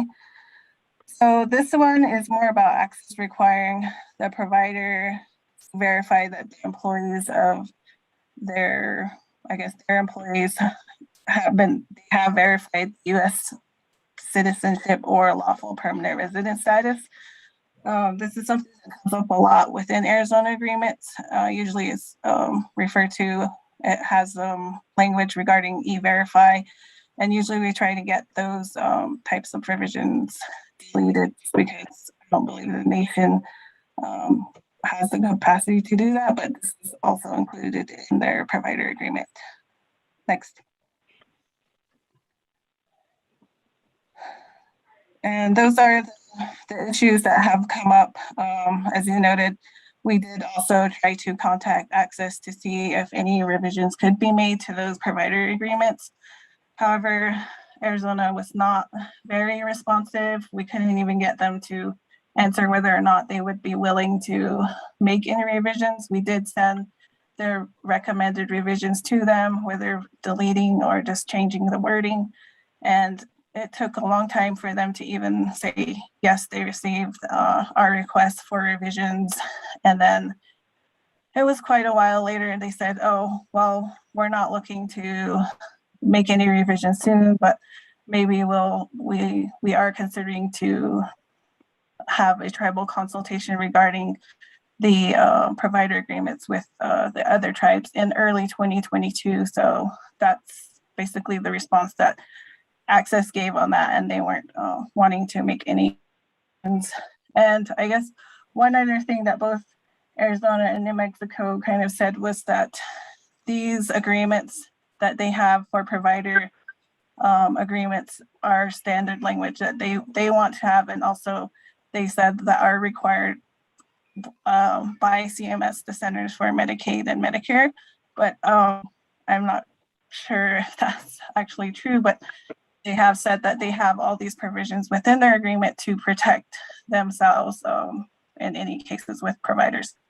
And that concludes my part of this presentation. Thank you. Yeah, thank you, Ms. Legay. So as you can see, when I was stating it got complex right away, or as we've been working these last years to see possibilities. So on are the opportunities amongst all the challenges. As you know, government to government relationship, Michelle discussed the recommendation or waiting until maybe there's a tribal consultation or even the training and technical assistance centers.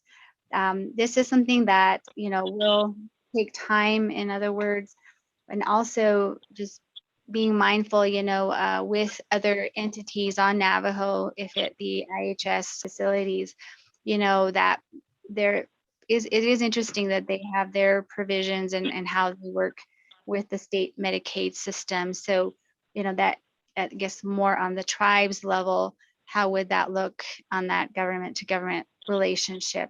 And also looking at even Congress, which is more the federal level with CMS, and that stands for the Centers for Medicare and Medicaid Services. Again, I'm aware that other like IHS or 638s are able to work somehow within this realm.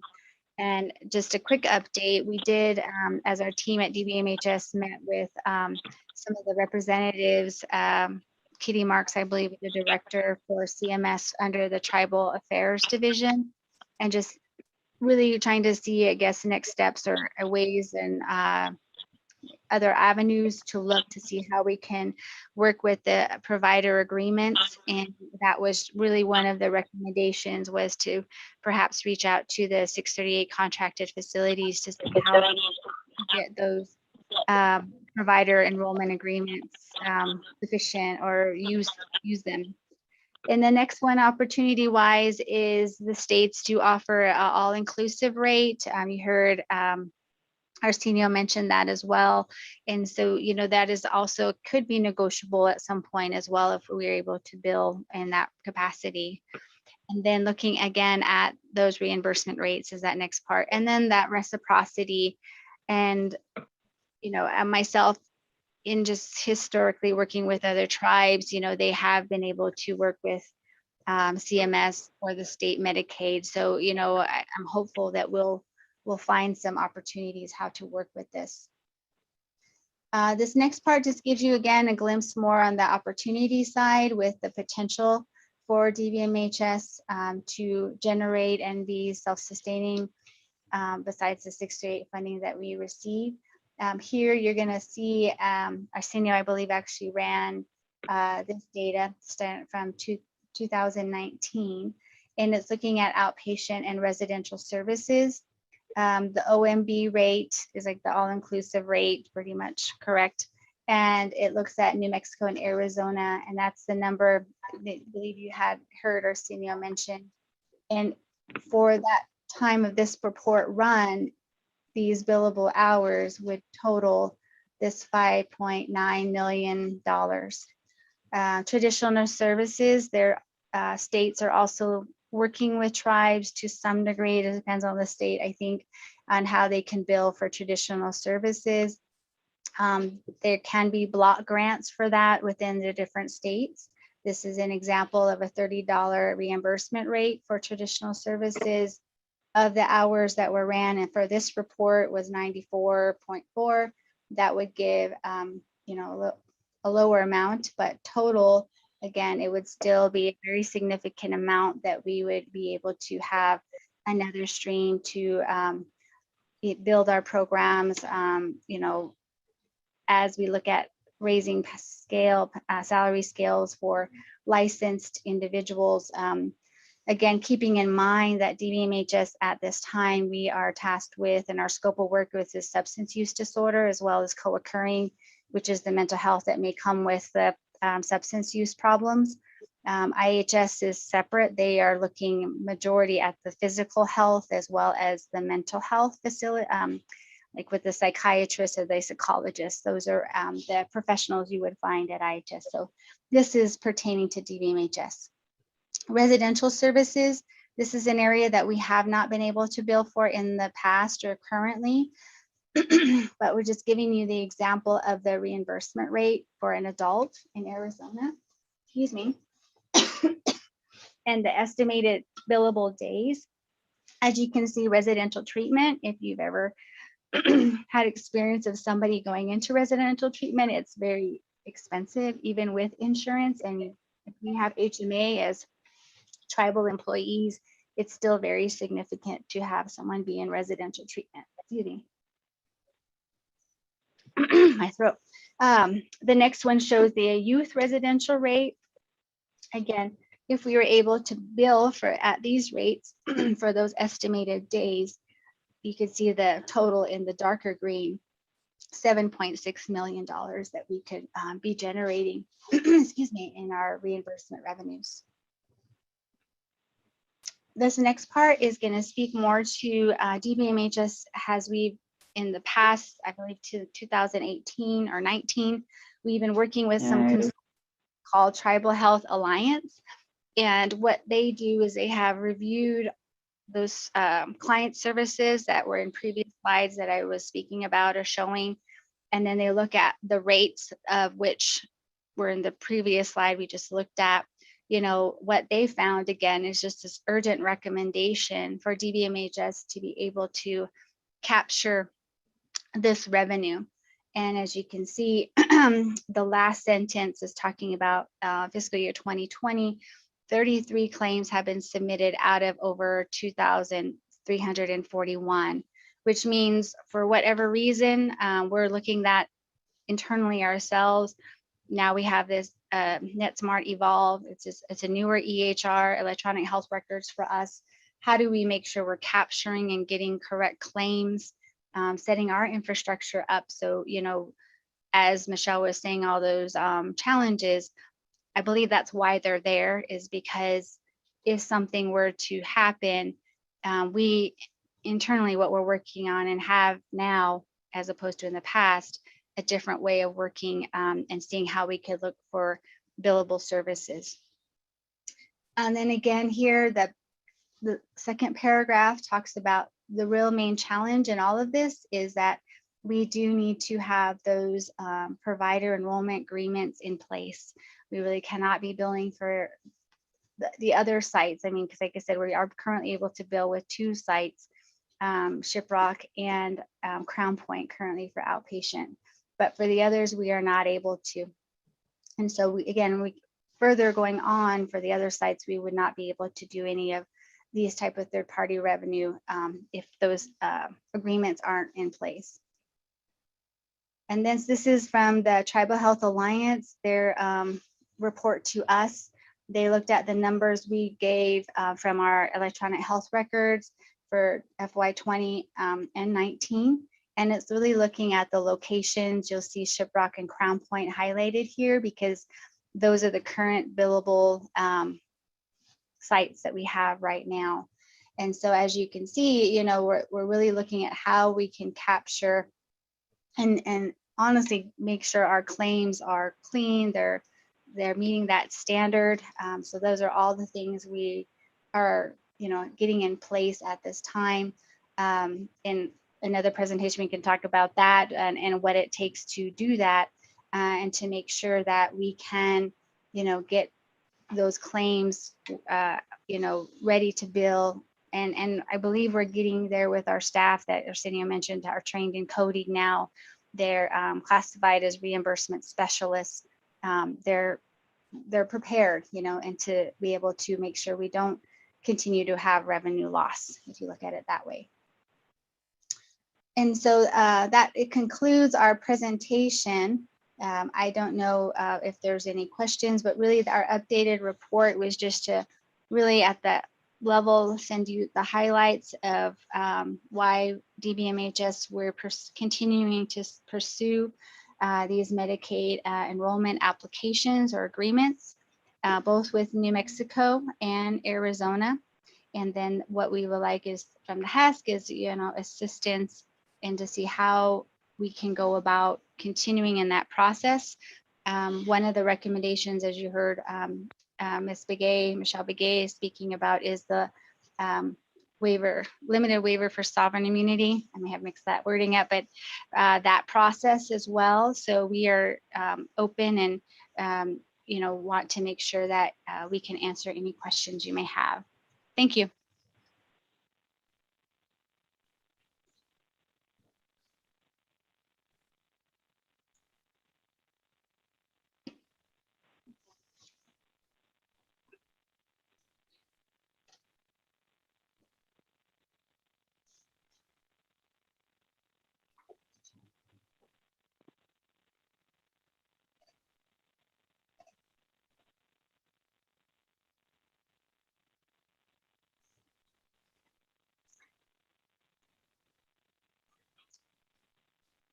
Hello, Honorable So or Honorable Slater.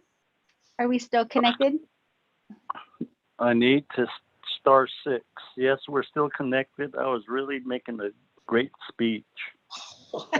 I was on mute. Okay, we missed it. You missed it. Thank you, Dr. Branser, Michelle Begay. Thank you. We appreciate the presentation, and it's quite extensive. The progress you've made in a short time to basically work on these items. And I guess the main thing is you do have proprietary account, right? Am I correct? For the, let's say, the billing processes? Yes. Yes, currently we do have our business unit set up for third-party reimbursements, correct? In the future presentation, if you could also present those aspects, that would be great, because it seems like we're gonna keep visiting this issue because the tribal waiver of sovereignty is one that we really have to look at. And on the state side, the monies that they're very protective of, are those flow through federal funds? Yes, it's correct. It all stems from the CMS, the Centers for Medicaid and Medicare. Okay. Committee members, do you have any questions?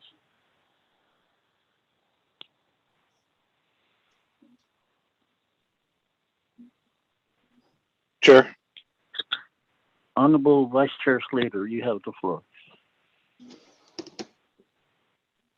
Thank you, and thank you, Dr. Branzler. My question is, how is Dbmhs or Dbhs? What is the preferred? Yes, our name changed. I'm sorry, Honorable Slater. So it is correct in the first one. We added the mental health, so Division of Behavioral and Mental Health Services. Okay, so how is Dbmhs providing social detox right now? Yeah, so currently that is a different level of care. I don't know if you all were seeing the presentation in the beginning, as I shared it later. We are not currently providing any social detox. That currently would be done more at the IHSER department, and that's a different discussion in that area. So what we want to do and what we put forth with the American Rescue Plan Act is to develop, if you will, the infrastructure for detox, not necessarily just social detox, but looking at the medical detox. And so currently, no, we are not providing any detox services, just the level 0.5 to level 3 under that ASAM criteria. Okay, so that's not a part of your contract presently? No, it is not. Okay. Because I know that we pulled out of NCI, and I wanted to know where that was at right now. So do you guys have a facility in Chinle that's not being used? I'm trying to remember, someone had conveyed that to me some presentation quite a while ago, and I just don't really know the specifics. I think it was like a 20-bed facility or something, and it just wasn't being used at this time. I was curious if you could update the committee and myself on that. Yes, thank you for the question, Honorable Legislator. So with that facility in Arizona, just like third-party billing reimbursements, there's a criteria that's also within the state for licensure and making sure that the safety and well-being in that treatment level of care is in compliance, if you will. So for the state of Arizona, there is a regulation to have a registered nurse or a medical staff on site at those facilities. And that has really challenged the residential in Arizona at the time. It also affected the Rainbow Bridge, a smaller residential. So there those issues with making sure we can hire and retain registered nurses or medical staff. So in particular in Arizona, that is still a requirement. So until we're able to have that personnel or staff there, we would not be able to have that residential facility operational. However, outpatient treatment services are continuing to be provided, with Chinle right now. But as you may have heard Arsenio state, again, one of our plans with the ARPA funding is for renovation and to help us get that personnel for to restart, if you will, the Chinle residential treatment facility. So therefore, we would have a residential facility in New Mexico and also in Arizona. What makes it different is in New Mexico, they do not have a requirement for that registered nurse or medical staff to be on site. We and Shiprock are right next to the Northern Navajo Medical Center, so that is in compliance with New Mexico's, administrative codes, if you will. So that is, in a nutshell, what has happened with those facilities.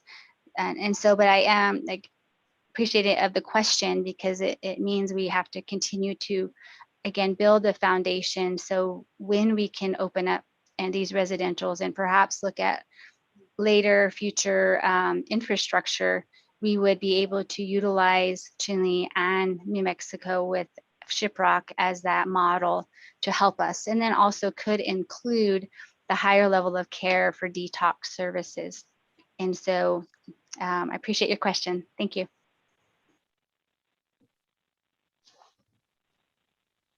Okay, I guess I'm a little confused.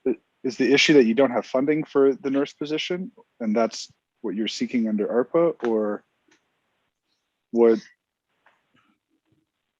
is preventing from hiring that? So what I would like to say is it's the salary. I think I heard that in another presentation earlier before ours, is the salary scale is very low for the registered nurse. And so I will give an example. We were able to hire a nurse individual for the Shiprock residential. That individual was only able to stay with us about 2 months. I didn't even think they finished their probationary period due to the fact is, the salary scale, but also just some infrastructure things, even with DPM and us Dbmhs.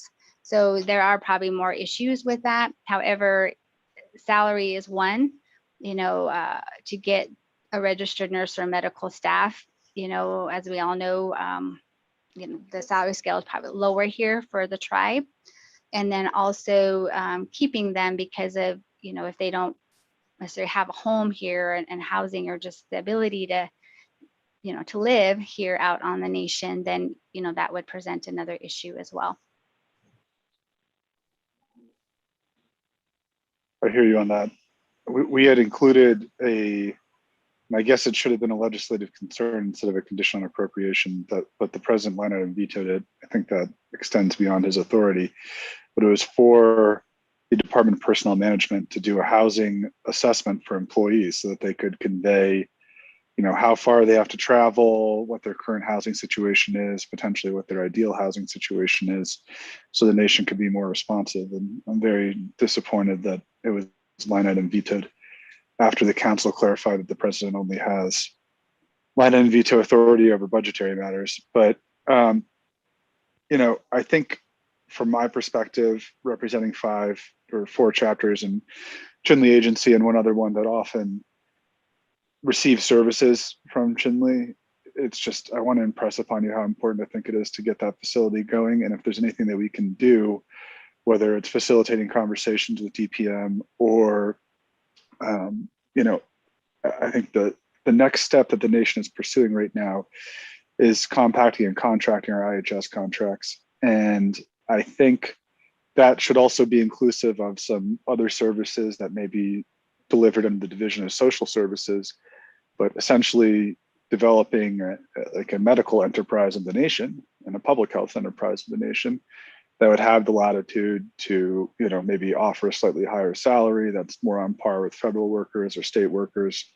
So you'll be able to recruit and retain people. So I really look forward to that moving forward. And I think at the next NABI session, we'll have an opportunity to, or actually at Budget and Finance, we'll need to discuss this. But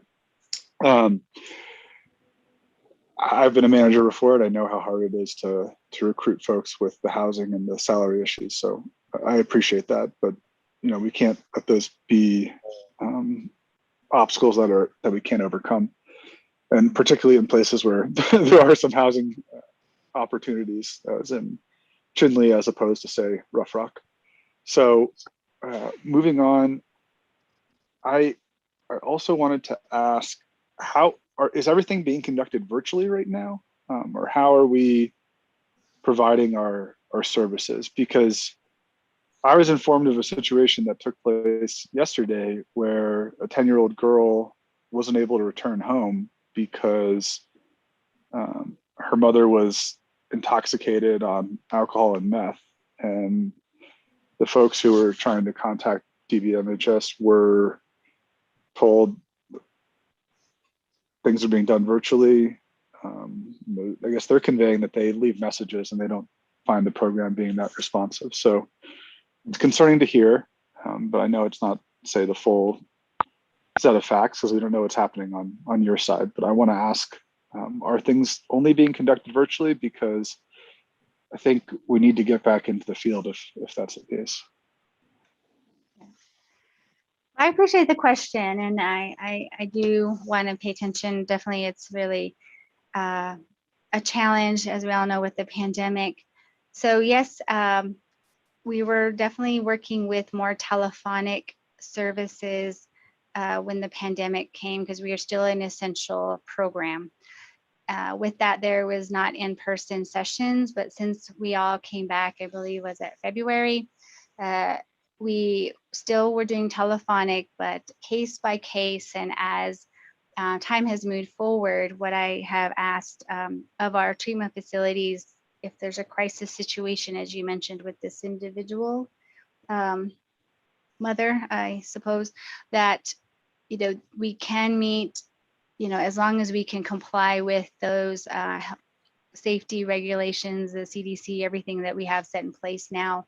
And that way we get the person the help that they need. Now, as in, I'm not sure about phone lines. That's a whole different issue I've been running into lately. Just as, for example, Fort Defiance, I guess some building next to ours burnt down, and so therefore our phone lines aren't working. So, and the weather, so there's a lot, seems like a lot of factors sometimes. But yes, to answer your question, we're doing telephonic, because even as we've added telehealth services, I would say the beginning of August, actually, we've added telehealth services through Zoom for healthcare. It's HIPAA compliant. We're still finding the lack of internet accessibility for some of our clients. It's still better for them to use telephonic services, but we are providing those virtual Zoom for healthcare type services. And now we're looking to see how we can do that on a group schedule. Like when you go to a meeting and, you know, have more than one person there and just making sure our guidelines are being followed. But yes, I agree. You know, the more our staff have, I would say almost 100% of them are probably vaccinated, but we know the Delta variant is still here. So we're trying to make sure we provide that care for our individuals. So I'm not exactly sure why the phone maybe is not getting picked up or whatever the issue may be, but I can check into that more. However, that has been my direction for our treatment center sites is telephonic as needed, because that's sometimes the only thing that will work, or telehealth. We need to speak to somebody, they can set that up. And as long as we're in compliance, you know, practicing all of the safety rules that we can do that as well. And that's kind of where we are right now.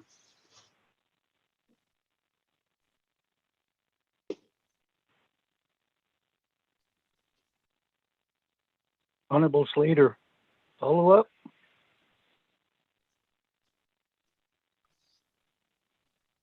Chair, I think, well, I'll just say a couple things in closing.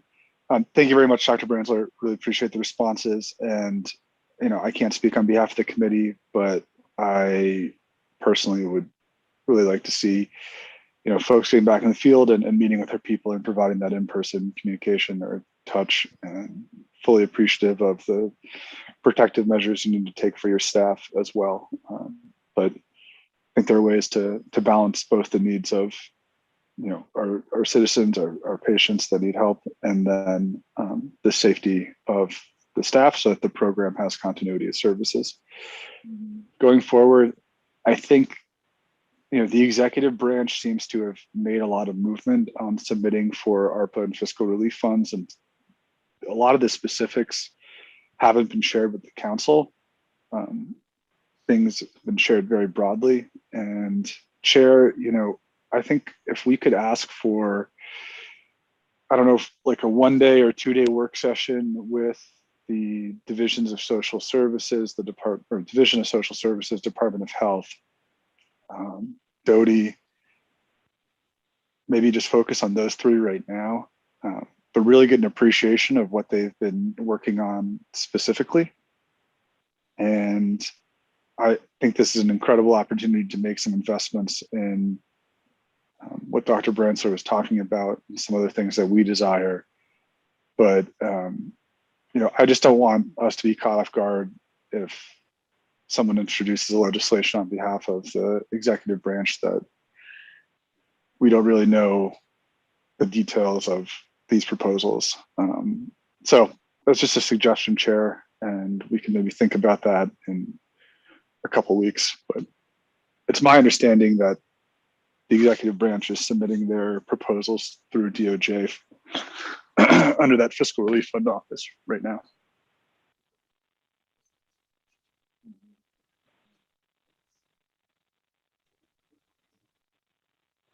Committee members, at this point in time, if I could get a motion to accept the report, and then also request follow-up. Honorable Wanika. It's a beta. Chair, Sheila Smith, Chair, the Beta, Office of Legislative Counsel. Oh, okay. Chair, Legal Counsel, Legislative Legal Counsel. You have the floor. And I intended to call in you because you did have your own legal work session on the aspects of the waiver of sovereign immunity. Go ahead and chime in. Okay, yeah, I'm glad I sound like Delegate Wanuka.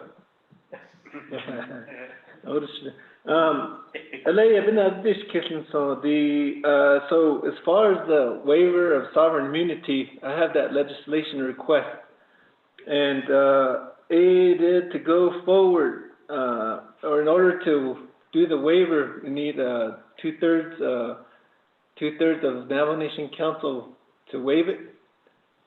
Of course, so I'm asking guidance from Hess about how we're going to go forward with this. I wanted to fix it from the front end first before we present it to the Navajo Nation Council. Ako in kinchki do khalit oro lehla. Okay.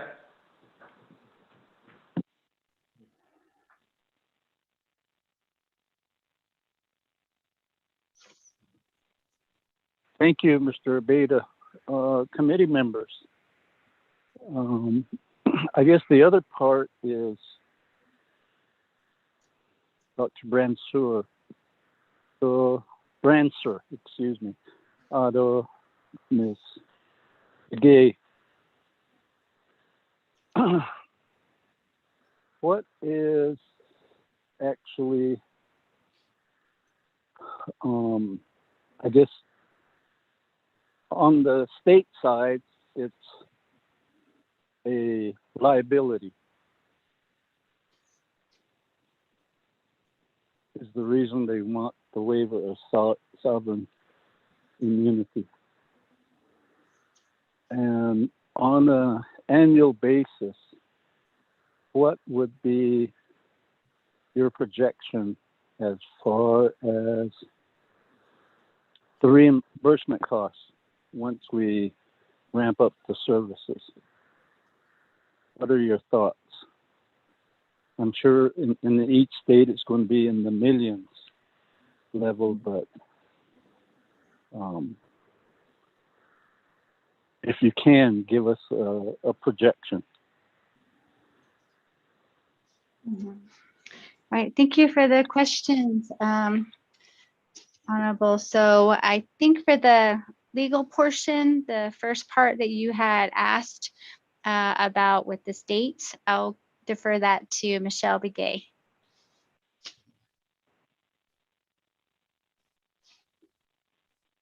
Ms. Begay.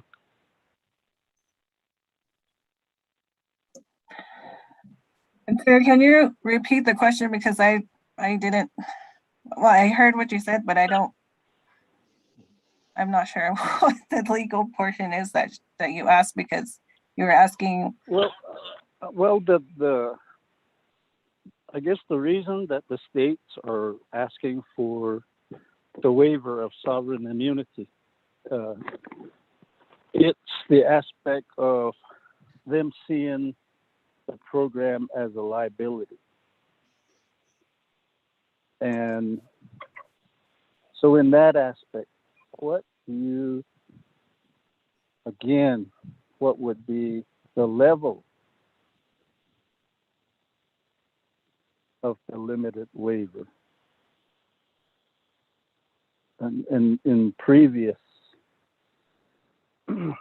up to a certain dollar amount, or is it going to be unlimited? And what do you mean by limited waiver? Here, in regards to, I guess, further discussion regarding that issue, I would prefer to do that within an executive session regarding like the positions regarding this type of matter.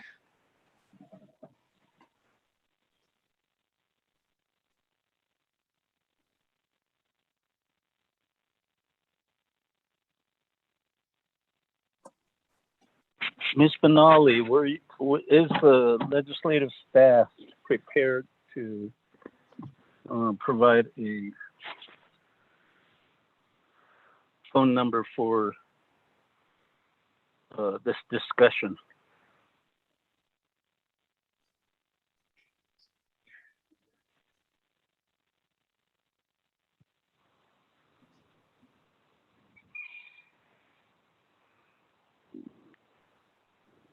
Ms. Benali, Mr. Tommy Sosi, are we prepared to provide a phone number?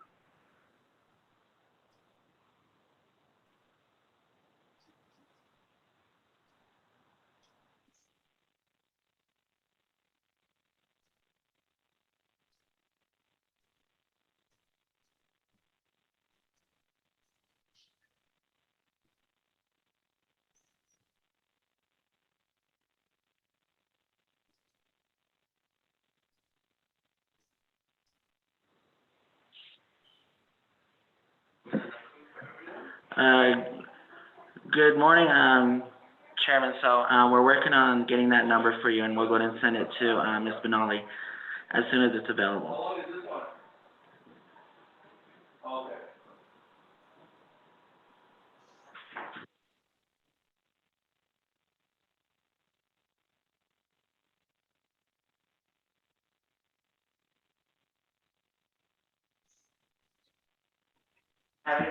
Mr. Chair, we're having Office of the Speaker staff set up the.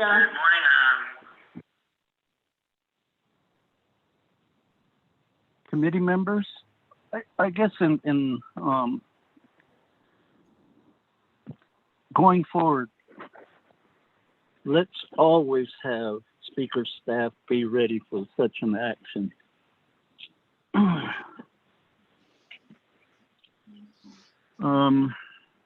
Committee members,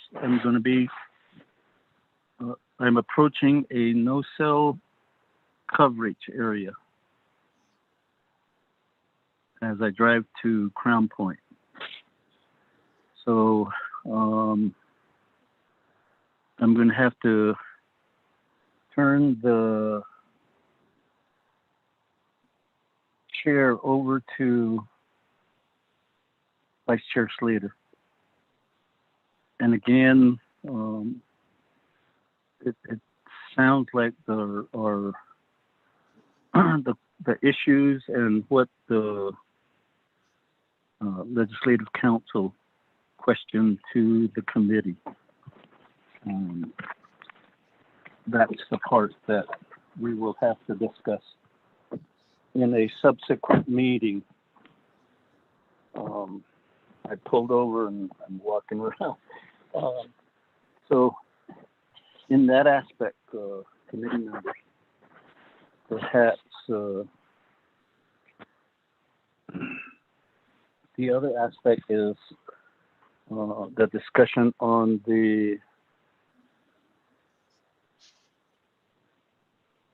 executive session.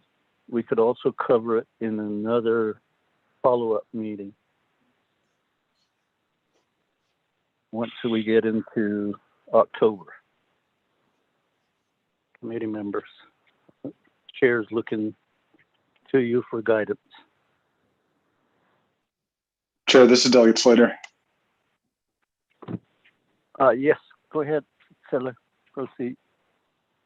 Thank you, Shania, Chair. So I think because we don't have like draft, I'd say language really to review right now, either in a legislation that would make the waiver or something else. I mean, that's something I'd like to see, before we have a meeting so I could really think about it. And this report was just so detailed, it was too much to appreciate in one presentation. So Dr. Branson might have provided the presentation earlier, but I didn't see it until this morning and certainly didn't have time to review it until the report was provided. So I guess personally, Chair, I would just ask if we could have some time to review the PowerPoint that was made, and then ask in accepting the report for a follow-up with the specific language or asks that the state is making on the waivers. So we can think through that a little bit more and then have DOJ ready on the line and everyone to discuss that. And in addition to that, I think that some of Senator Kelly's staff is in Chinle right now, and I would really like to go meet with them on a few items that are important to the district and Arizona and the Navajo Nation. So that's my request, I guess, to the motioning parties to include that in their motion. Thank you.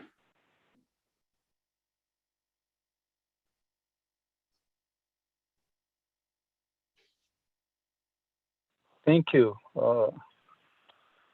And it's almost like, Dr. Brancer and Ms. Begay, this is just a thought.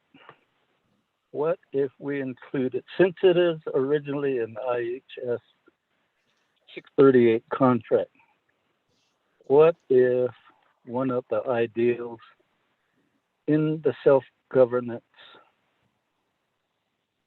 of healthcare services what if we put this particular program with that?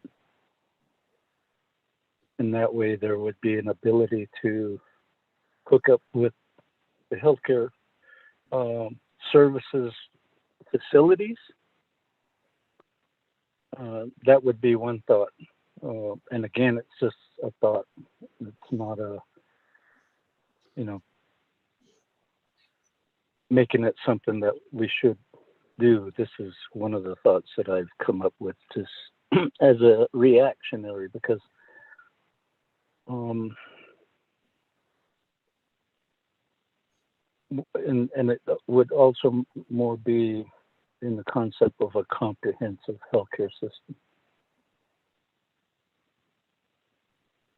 And perhaps the thought is direct funding from CMS to the self-governance aspect. Thank you, committee members, Dr. Brancer and Ms. Michelle Begay, as well, Mr. Chad Abeda. With that, committee members, since Honorable Slater needs to also jump off the call, could we then have a motion to accept the report and just know that we're going to have follow-up agenda items regarding this?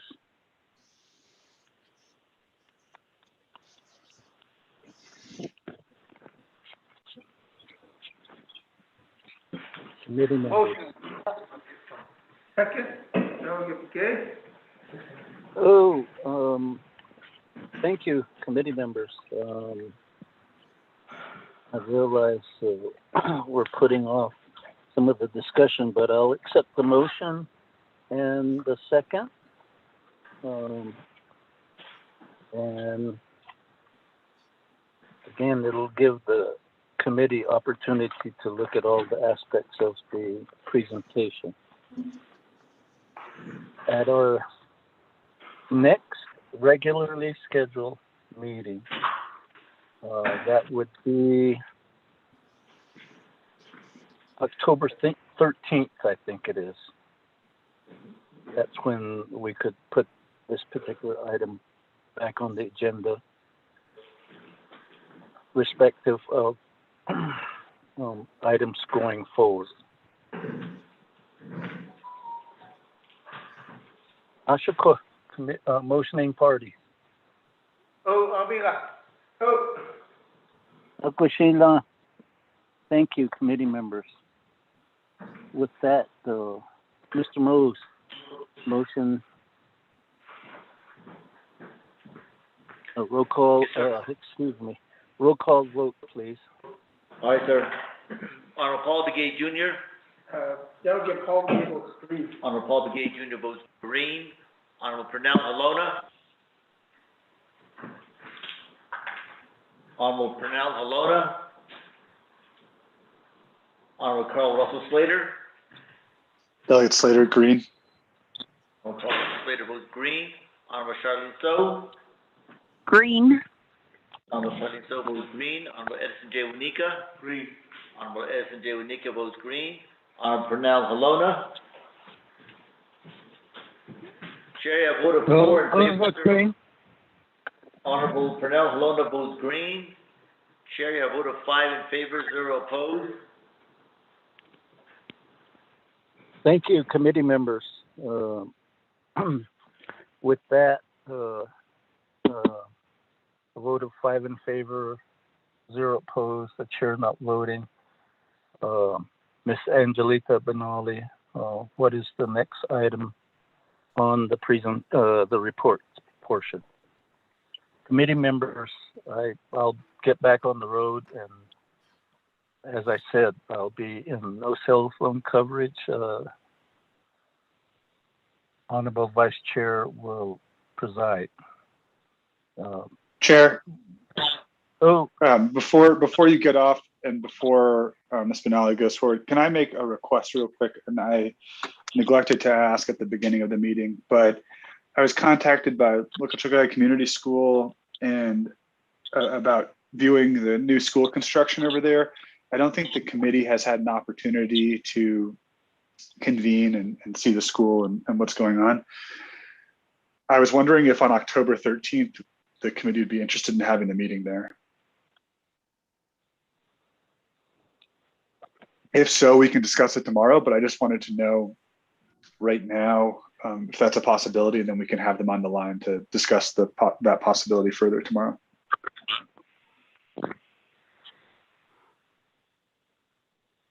Moving parties.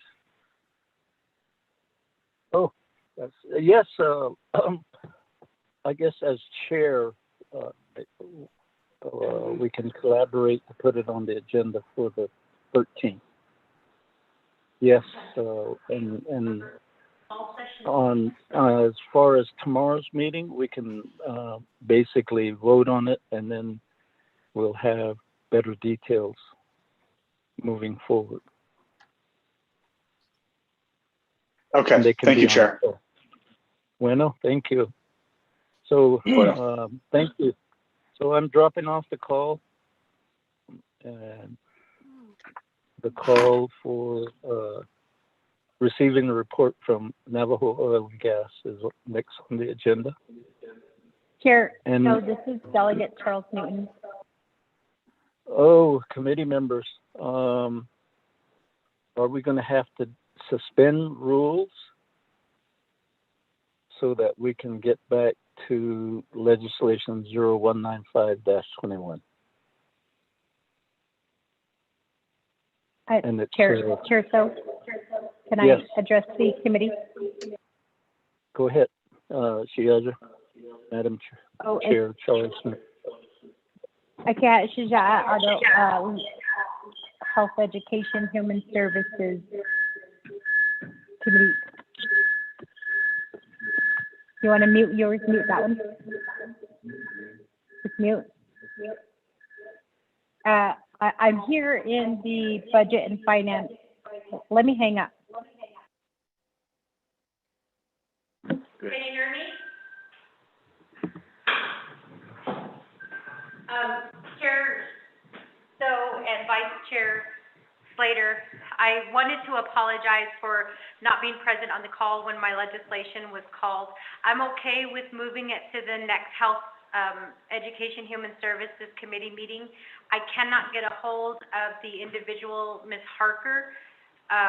So I wouldn't even have her on the call. I was hoping that she would serve as my agent. So if you guys are okay with it, I'd like to move it to the next HES meeting. I do apologize. I was in my Title 17 meeting at the Law and Order Committee building, so I wasn't able to get on the call right at 10.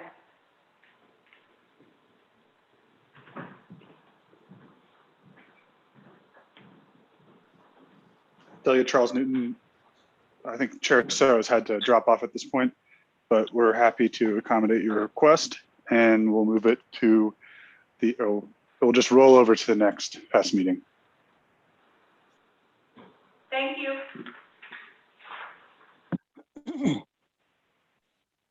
Committee members, we're now on report Helium Exploration and Development referencing 3 operating agreements.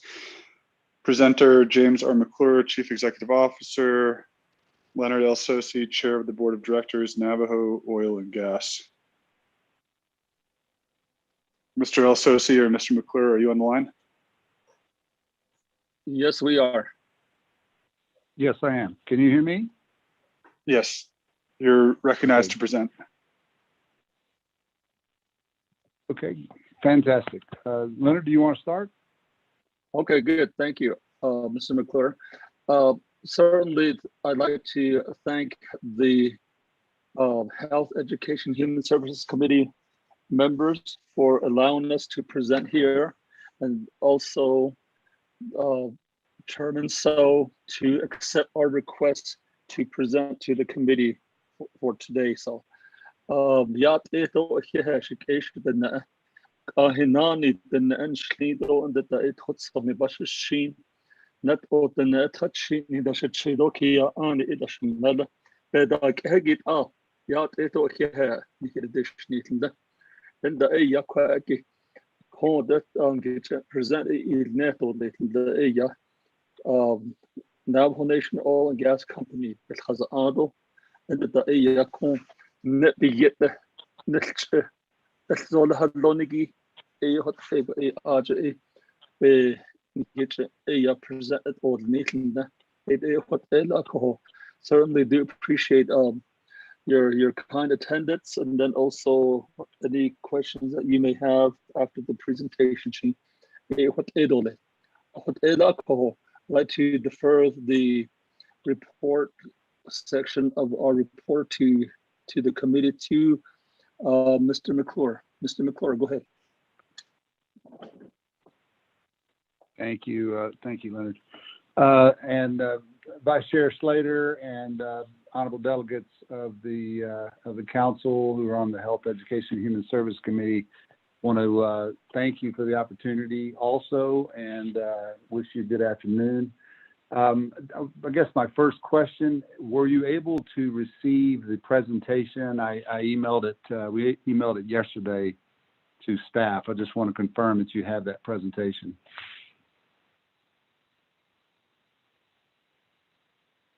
Yes, we have it, sir. Fantastic.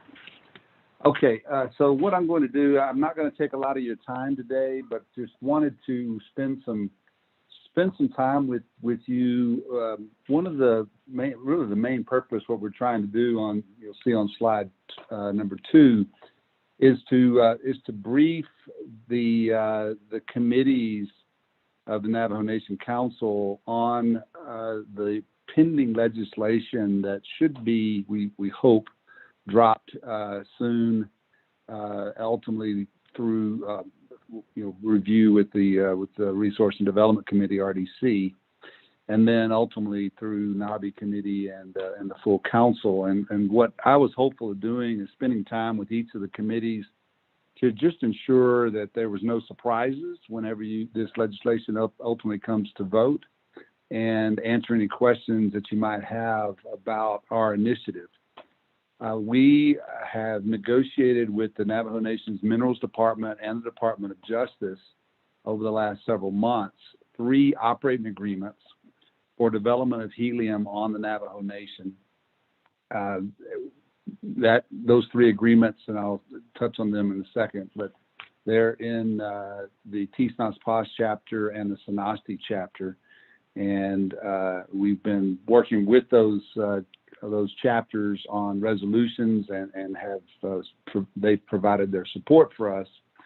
Another purpose for our presentation today is just to make sure you're familiar with some context around helium and the helium development strategy. One of the things that I've found in my brief tenure with Navajo Nation Oil and Gas and in my time on the Navajo Nation is just want to ensure people understand what the difference between helium and then fossil fuels. Helium is not a fossil fuel, and the next slide will get into some details about that. As I said earlier, the 3 operating agreements, one is called the Tohatchee Wash Agreement. Again, that's in Tisnas chapter. And then 2 other agreements are at Beautiful Mountain and Porcupine Dome. And those are near the Sanasti chapter, or within the Sanasti chapter. If we move on to slide number 3, I just posed the question, why would we invest in helium?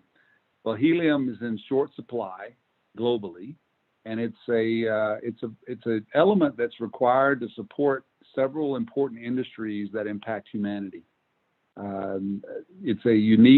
It's got unique physical and chemical properties, low density, which allows it to provide non-reactive atmospheres, and also extreme cooling capability.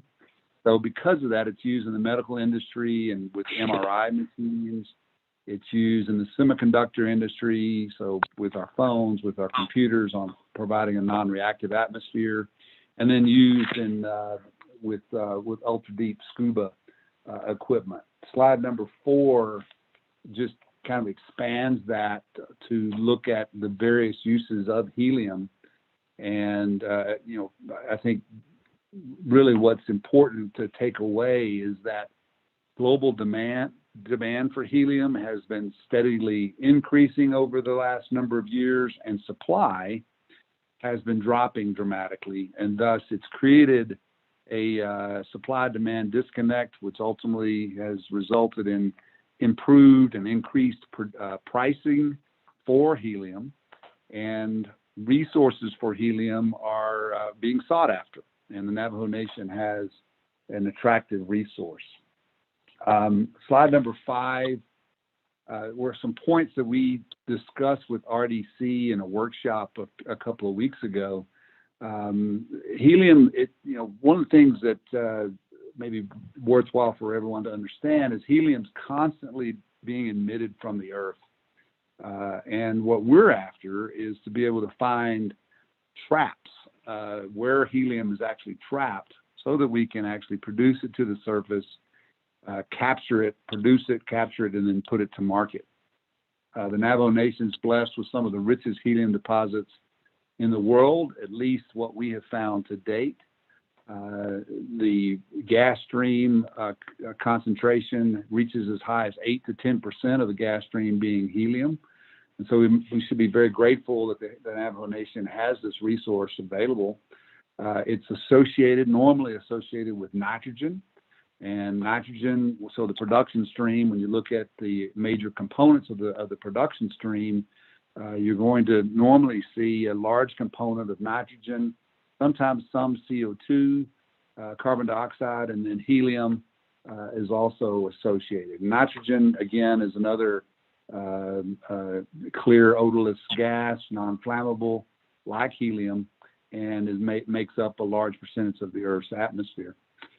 Helium deposits, they tend to be in the subsurface. They tend to be small in nature, and they can be developed normally with a low number of wells, drilling wells that will have to ultimately access the helium resource. And those wells, they tend to be short-lived. So they're not, when we look at helium developments, you're not typically looking at a development scenario like we maybe would have at the Anna field, where you've got a field that's been producing since the 1960s. Helium tends to be a much more short-lived, and so the community impact, you would believe, would be shorter in tenure because of that. Slide 6 is just a cartoon that just depicts how helium is formed, rising magma from the Earth's mantle. It ultimately melts part of the crust and generates helium and nitrogen, which then can make its way to the surface or can be trapped in geological structures. And again, that's what we're trying to pursue. Discoveries in the past have predominantly been accidentally found. So helium's normally been a byproduct of production of oil and gas. And the current activity by other companies on the Navajo Nation has focused on producing these old oil and gas fields and wells that were discovered in the mid 1900s. That's how helium has been produced for the most part. There has been some activity to drill for new helium wells, but again, it's been predominantly in old oil and gas environments. What we're looking to do is much different. We're trying, it's not to say that we won't look at old oil and gas fields, but we are purposely going after an exploration strategy. We're actually trying to find helium resource by itself to develop. And we created a workflow that will require seismic soil sampling, aeromagnetic data, and then seismic surveys. And we actually have an aeromag survey that's going on right now in this Four Corners region, which is a plane that flies a pattern that allows us to measure the magnetic field of the Earth, which ultimately allows us to then create geologic assumptions and maps from that data. So I think that's maybe the key feature of our new strategy is this more purposeful exploration that we hope will lead to new discoveries. And we've identified to date, we've identified 37 prospects. And if you go to slide 7, the majority of the prospects that we see are in these red circles on slide 7. And our initial operating agreements that we are going to be putting in front of the council are in the Four Corners area, predominantly the Tallahatchie Wash being very close to the Four Corners Monument, and then Beautiful Mountain and Porcupine Dome further to the south. Slide number 8 highlights what value can the Navajo Nation receive from this activity. Well, our operating agreements call for bonuses to be paid to the Navajo Nation, scholarship dollars to be set aside, rental payments paid during the exploration phase. Of course, there'll be a royalty in a success phase if we find helium and actually put it to market, and there'll be royalties paid, and there'll be then a payment in lieu of tax called a PILT that occurs during the production phase. If you look at our current economic model, we have made the assumption that we're successful on 10 prospects, and with that, the economic benefit to the Navajo Nation could approach $250 to $300 million over the next 10 years to the Navajo Nation, assuming we're successful here. And so quite potentially lucrative. And again, we've identified 37 to date. And some of these additional surveys we're doing, especially the AeroMag survey that we're doing, we're hopeful that we can continue to grow and expand that portfolio to ultimately generate much more economic benefit to the nation than what's described on slide 8. As we've met with the local chapters on slide 9, we've talked to them about what other benefits that we see. We do hope that we will create jobs. There's going to be probably more jobs available in the construction phase, and those tend to be contract labor.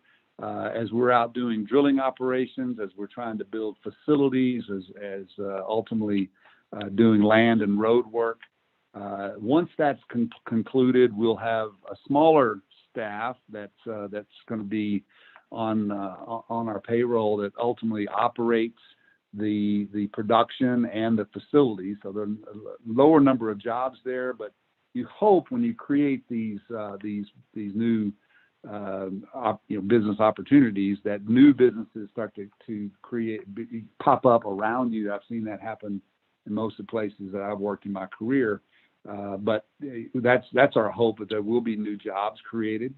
We've also committed to share our profit, 1% of our profit, to be allocated back to the chapter in some means to support development opportunities within the chapter region. And we want to work with the chapters on those ideas. And then finally, we look at ourselves as wanting to be a partner. We are an entity owned by the Navajo Nation and by its people, and we want to ensure that when there's concerns or there's issues, that we work closely with the community to address those, and that's got to be in a manner of partnership. As you move to slide 10, I thought it'd be worthwhile just to talk a bit about what to expect from our activity. Initially, we're doing soil sampling currently on these three areas.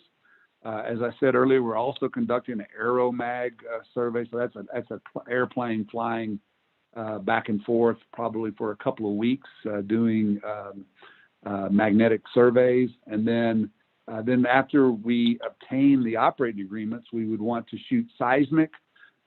Probably on these three locations, we will only shoot 2-dimensional seismic, which is as opposed to 3-dimensional seismic. But that allows us to formulate a good geologic understanding and picture before we start the next phase, which is drilling. When drilling occurs, we'll move out. We'll make sure that the roads are properly constructed. We have to work with the Navajo Nation land and natural resources divisions to ensure that all the surface-related matters are reviewed. We work with the Bureau of Land Management on the subsurface items, and then finally approvals through the Bureau of Indian Affairs also. Once all those approvals are obtained, we can go out and create a well site, and then ultimately put a drilling rig on that well site, on that rig site, to be able to then drill for the resource, the helium resource. Assuming that we're successful, you would put a series of valves at the surface, is what typically is that remains after the drilling is concluded. And those valves, typically in our industry, it's called a Christmas tree.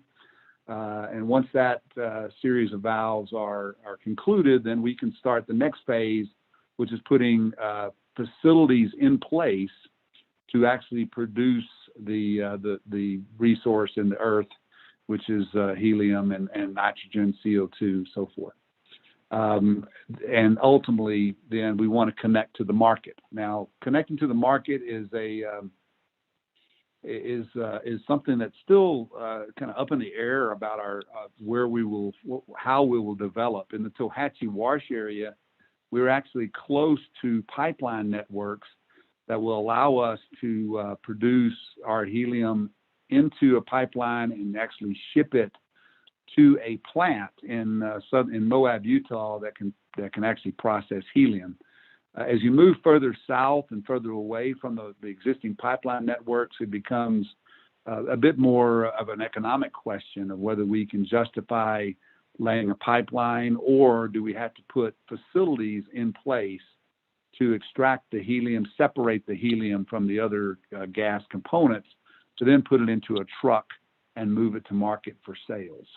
Right now, the market for helium, you really have to look at it in kind of two aspects. You've got what they call balloon grade, which is a lower quality of helium, and then if you're able to get your helium into a higher grade, which is typically medical grade helium, and normally you've got to get to a plant to do that, you're going to receive much higher pricing, to the point almost double of what the balloon grade market is. But so we'll have to consider that as we ultimately determine how much helium we have. That's really the next big step for us, is to determine how large is the resource, and can the resource justify installation of a helium plant, installation of a pipeline, or do we use a smaller extraction plant to be able to truck the helium. So in conclusion, on slide 11, really what we're after is to want to talk and meet with all the council members and try to gain their support for approval of these operating agreements for the development of helium at Tohatchee Wash, Beautiful Mountain, and Porcupine Dome. The legislation is currently sitting with Speaker Damon, and Delegate Charlene So is one of the shareholders of Navajo Nation Oil and Gas, and we're hopeful that she and the other shareholders will be co-sponsors of the legislation. But our hope is that the legislation will be dropping soon in the next few days, and ultimately the review and debate about these agreements will flow through RDC and into the full council. And we're hopeful that members of Health, Education, and Human Services will support us in that review. So with that, on slide 12, just really want to say thank you again for the opportunity to talk today, and see if you have any questions on what I talked about.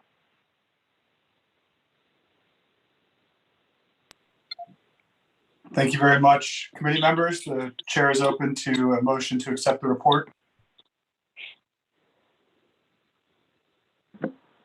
Motion, Unica. Second, Halona. Chair recognizes the motion to accept from Delegate Winika and a second from Delegate Halona. The floor is open to questions and discussion. Chair, I got 2 questions. Just Halona.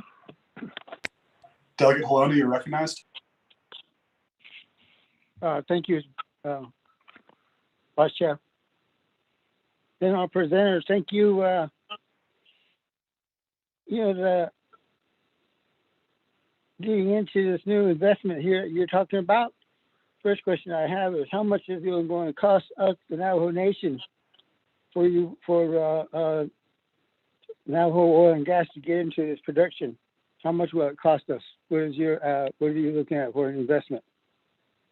And that's number one. Number two is the competition in this helium across the Navajo Nation was Tacitus that was already trying to get that started as well.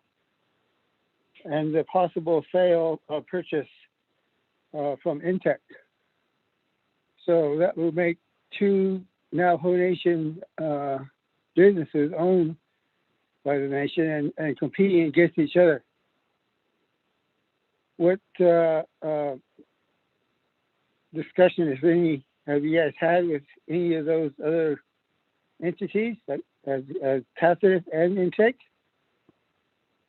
And is there any discussion, if you had, about having a possible partnership to make this work? I understand it's going to cost a lot of money to get this off the ground, and $300 million over 10 years is not a big profit margin. And I just see a little bit higher number there, especially over 10-year probably time frame. So those are my questions right there, Vice Chair. I appreciate it, and thank you. I have another follow-up if they want to answer that question for me. Vice Chair. Thank you, Delegate Colonna. Mr. McClure and Mr. Elsosi, Shanella. Yes. Delegate Helona, just concerning your question number one, the cost to the Navajo Nation there is no cost from the nation. There's no funds that are going to be coming from the nation for our investment. NOG is sufficiently capitalized. Our current revenue streams from Annis and other oil and gas production around Annis is more than sufficient to be able to meet the capital needs that we have for development of helium, especially on these three prospects. Typical well cost for each well runs around $1.5 million to $2 million per well. We're currently have about $40 to $50 million of capital or of cash in the bank, so we're well capitalized and able to be able to execute on our plan. When it comes to your second question, which is around the competition, yes, we're fully aware of Tacitus. Tacitus has developed one development in the Tostido Dome area. That is an old oil field. So again, when it comes to strategy, you got to look at the differences in the two strategies. What Tacitus was doing was going into an old field that had discovered helium and tried to produce and make a business of it. We do understand that they're actively marketing themselves, and we have met with Intech to talk about future collaboration if they're successful in actually buying the Tacitus assets. What we understand is that Intech is not interested in competing with NOG for helium development. They saw this as an investment opportunity and wanted to consider that as a potential investment.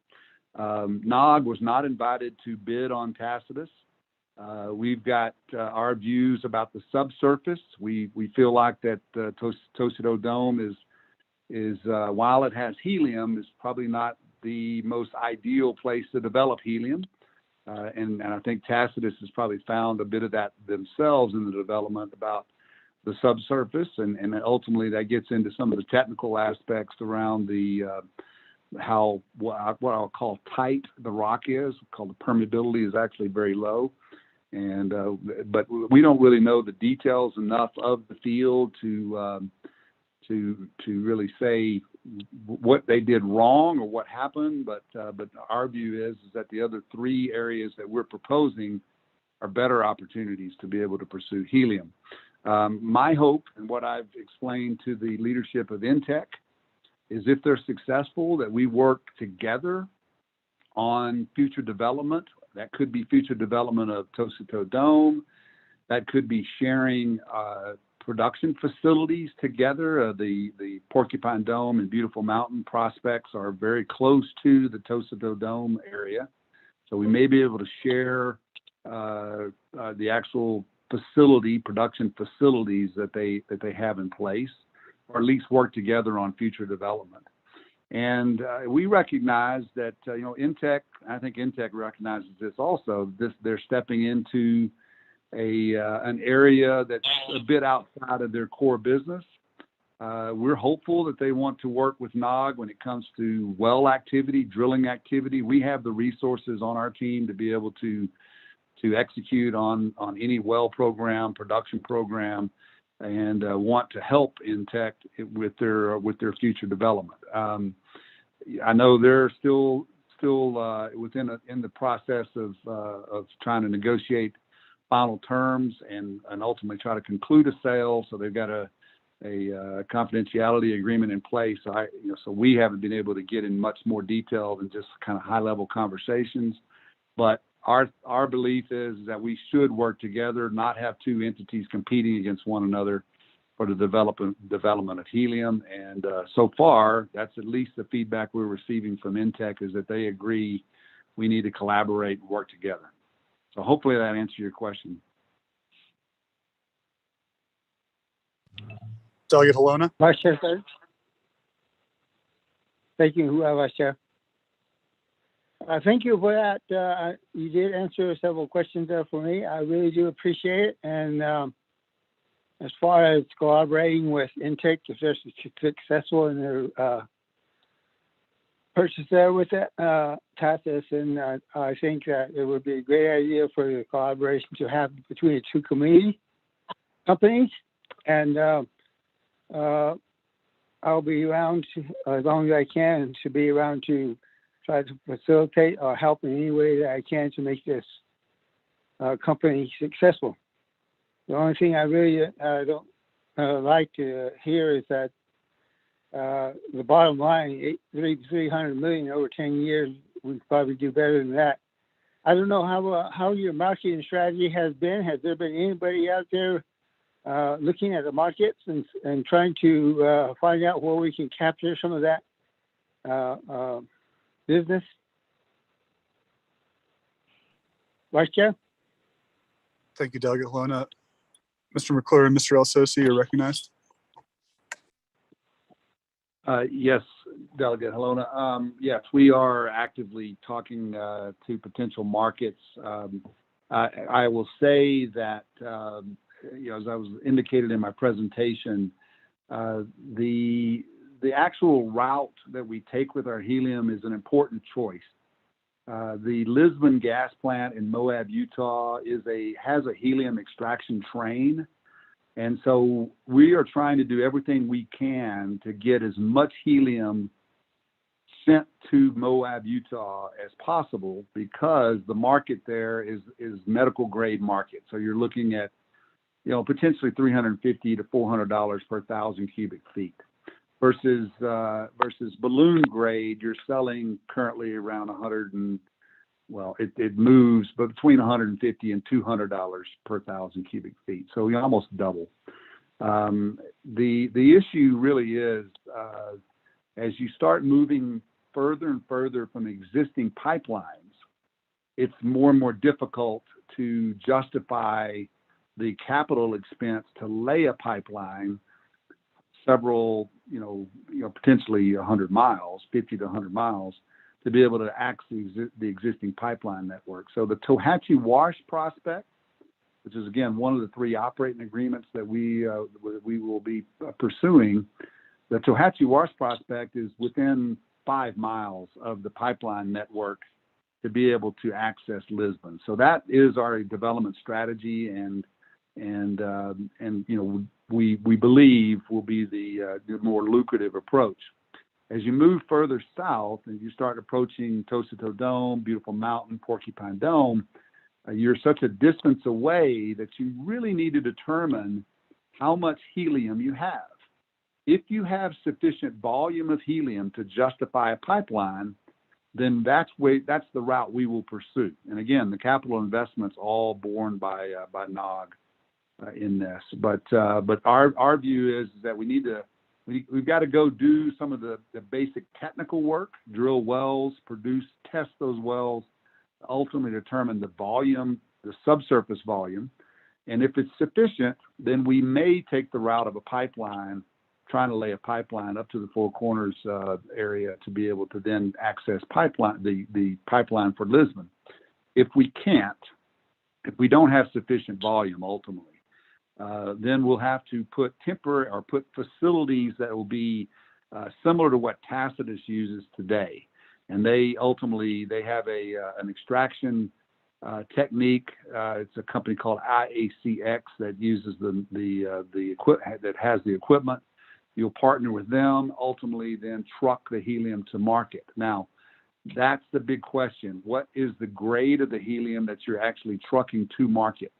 If you can access higher levels of medical grade markets with that helium, of course you want to try to pursue that. But unfortunately, the processing technique is not currently allowing you to do that. You're currently only allowed, you're transporting that helium to a balloon grade market, not to a helium grade market.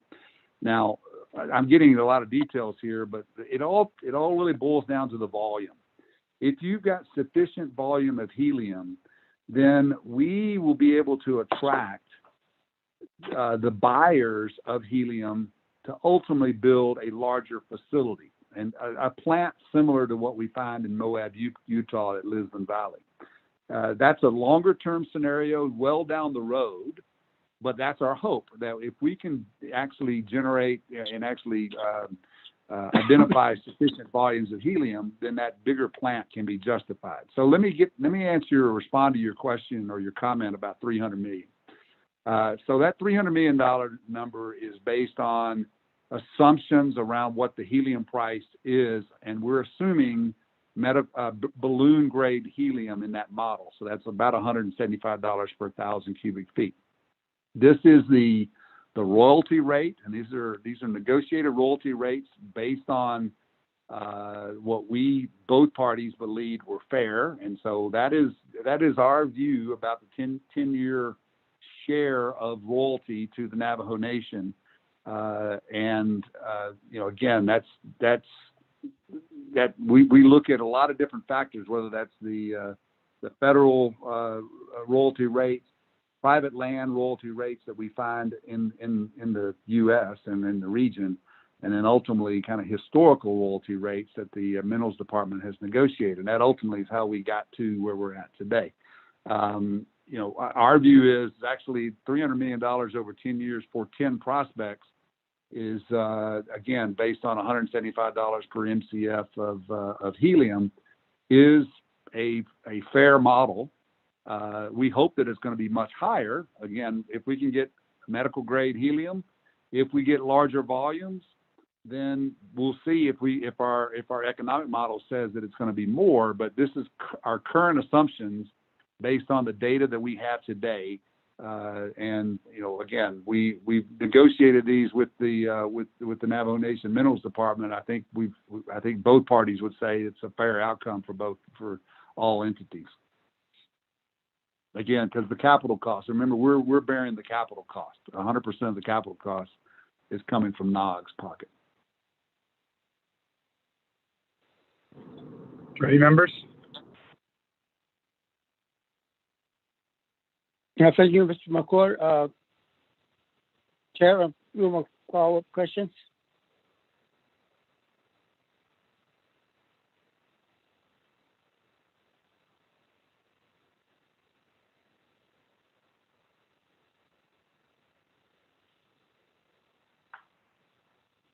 Mr. McClure, can you hear me? Yes, sir, I have. I'm sorry, I didn't. Was there another question? Oh, yeah, I was it broke up for me there for a while. I didn't exactly hear if the chair would give me permission to speak. But since I'm already speaking, So that operating cost that you're talking about over 10 years, that's for high grade material, pretty much. And then, of course, you're going by the price, and that changes from quarter to quarter. But how much did it cost to train? You said you had a separation that you have to get 4 materials out of it. How much will that cost, and will that have to be done continuously, Mr. McClure? Yeah, yes, sir, Delegate Halona, that is correct. If we so we will have, if we have a facility on site, we'll have to rent that facility, and it's kind of a monthly cost based on your throughput volume. To be perfectly honest with you, I don't have those numbers in front of me right now, but we can definitely find those numbers and get that to you for the future. The numbers that I put in this presentation, 250 million to 300 million, that is the royalty share for the Navajo Nation. This is not, so NOG has an equivalent share that for our profit. And again, we're funding, for 10 developments, we're going to be funding, I'd have to go back and find exactly what the capital numbers were, but you're looking at a, potential, $75 to $100 million of invested capital for all the well drilling that you're going to do, facility installation work that you're going to do, operating expenses that you're going to have, and so forth. So our profit share, again, the Navajo Nation has a profit share, the Navajo Nation Oil and Gas has a profit share, and we're funding all the capital costs. When I say capital costs, that's really the upfront costs to put wells in place, production facilities in place, and then the rental, the operating expense that occurs every month, every day. We're also responsible for that, and that's where when you look at that $300 million number, that is only the Navajo Nation share of the royalties. Okay, thank you, Mr. McClure. That's where the other point that I was trying to find out was that $300 million was all the expenses of the business as well. But now that you clarified that for me, that $300 million is just royalties to the Navajo Nation, and I appreciate that.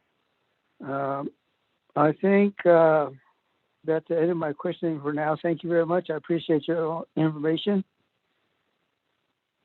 Yes, sir. Sorry about that, colleague. Right, Sorry, sure. I lost connection. But I'm back on. So, committee members, is there further discussion? And delegates, sorry for listening, you're excused. Any further questions or discussion?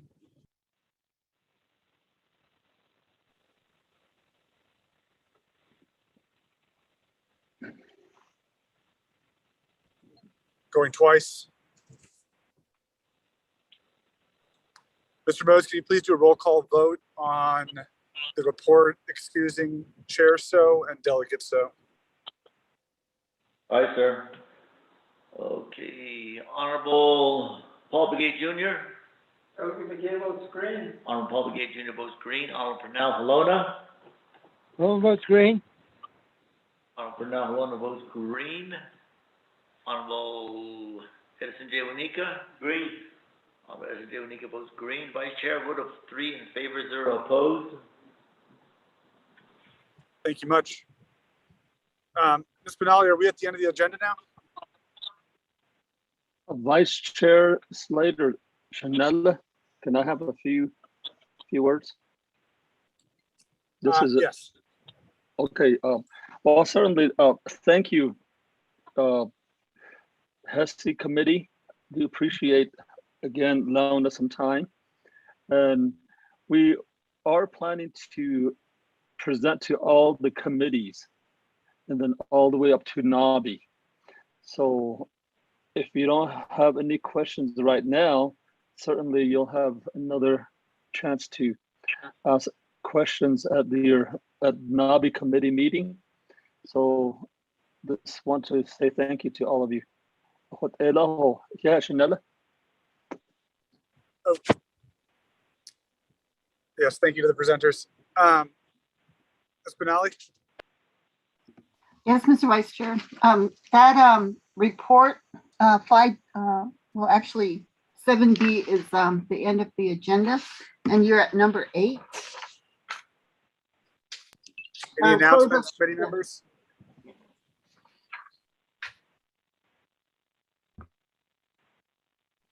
Hearing none, the chair will entertain a motion to adjourn. Mr. Chair, this is Angelita Benali. Yes, you're recognized.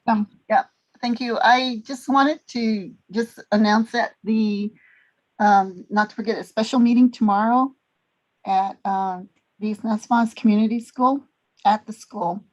And they're going to accommodate our special meeting for tomorrow. Also, I do expect a request that I made to BIE regarding personnel policies and procedures. They're going to be sending that to me this afternoon. So when they do, I will forward that on to the committee members. Thank you. Excellent. Thank you. Motion to adjourn, Monica. Second, Delegate Begay. Chair recognizes the motion from Delegate Wanika and a second from Delegate Begay to adjourn. Mr. Mose, can you please proceed with the roll call vote, excusing Chair So and Delegate So? Yes, sir. Honorable Paul Begay Jr. Delegate Begay votes green. Honorable Paul Begay Jr. votes green. Honorable Pernell Halona. No, votes green. Honorable Pernell Halona votes green. Honorable Edison J. Wanika. Green. Honorable Edison J. Wanika votes green. Vice Chair, we have voted 3 in favor, 0 opposed, adjourned at 1:23 p.m. Thank you, Mr. Mose. Colleagues, we'll convene tomorrow. Be safe.